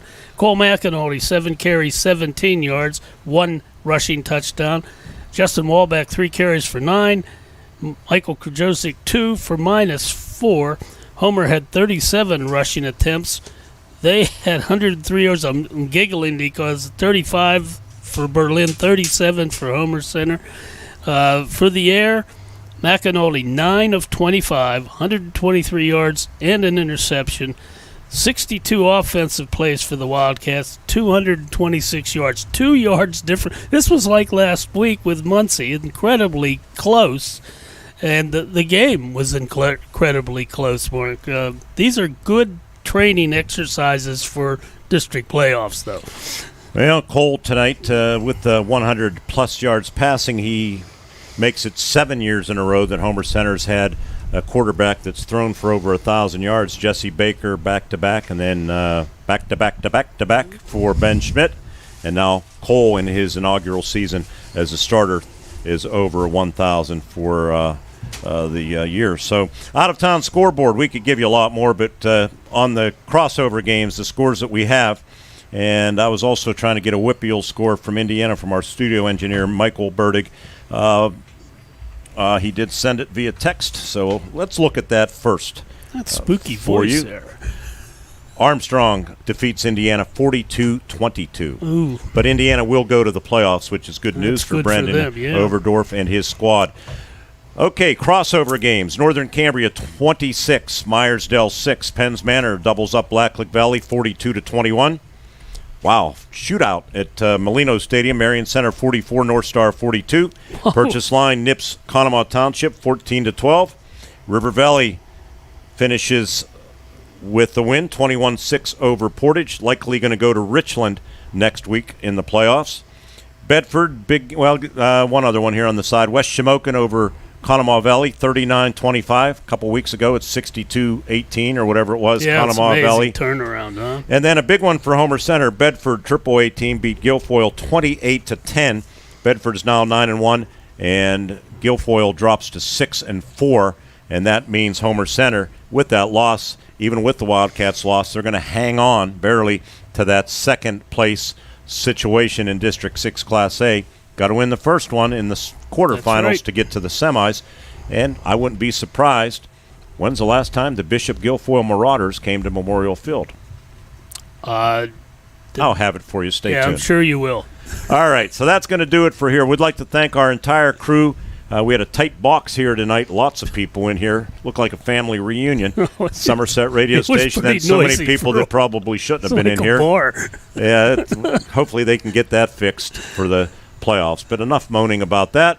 Want to thank our executive producer back at the station of Wildcat Sports on the Radio, Mike Goldberg, our digital manager and producer of our video stream tonight, other than yours truly knocking out the scoreboard clock. I think things went well there. John Smathers, thank you very much. Our spotter, Dennis Mester, statistician Jerry Rossi. Speaking for Ward Hilliard, Mark Burdick reminding you that the Wildcats lose their second consecutive one-point game here at Memorial Field. They dropped 3 home games this year. I'll have that for you, too. I don't know when's the last time that's happened, but maybe 2011. Final score. It was the Berlin Brothers Valley Mountaineers 13 and the Homer Center Wildcats 12 until we talk to you 2 weeks from now right here at Memorial Field. Mark Burdick wishing you a very pleasant good evening.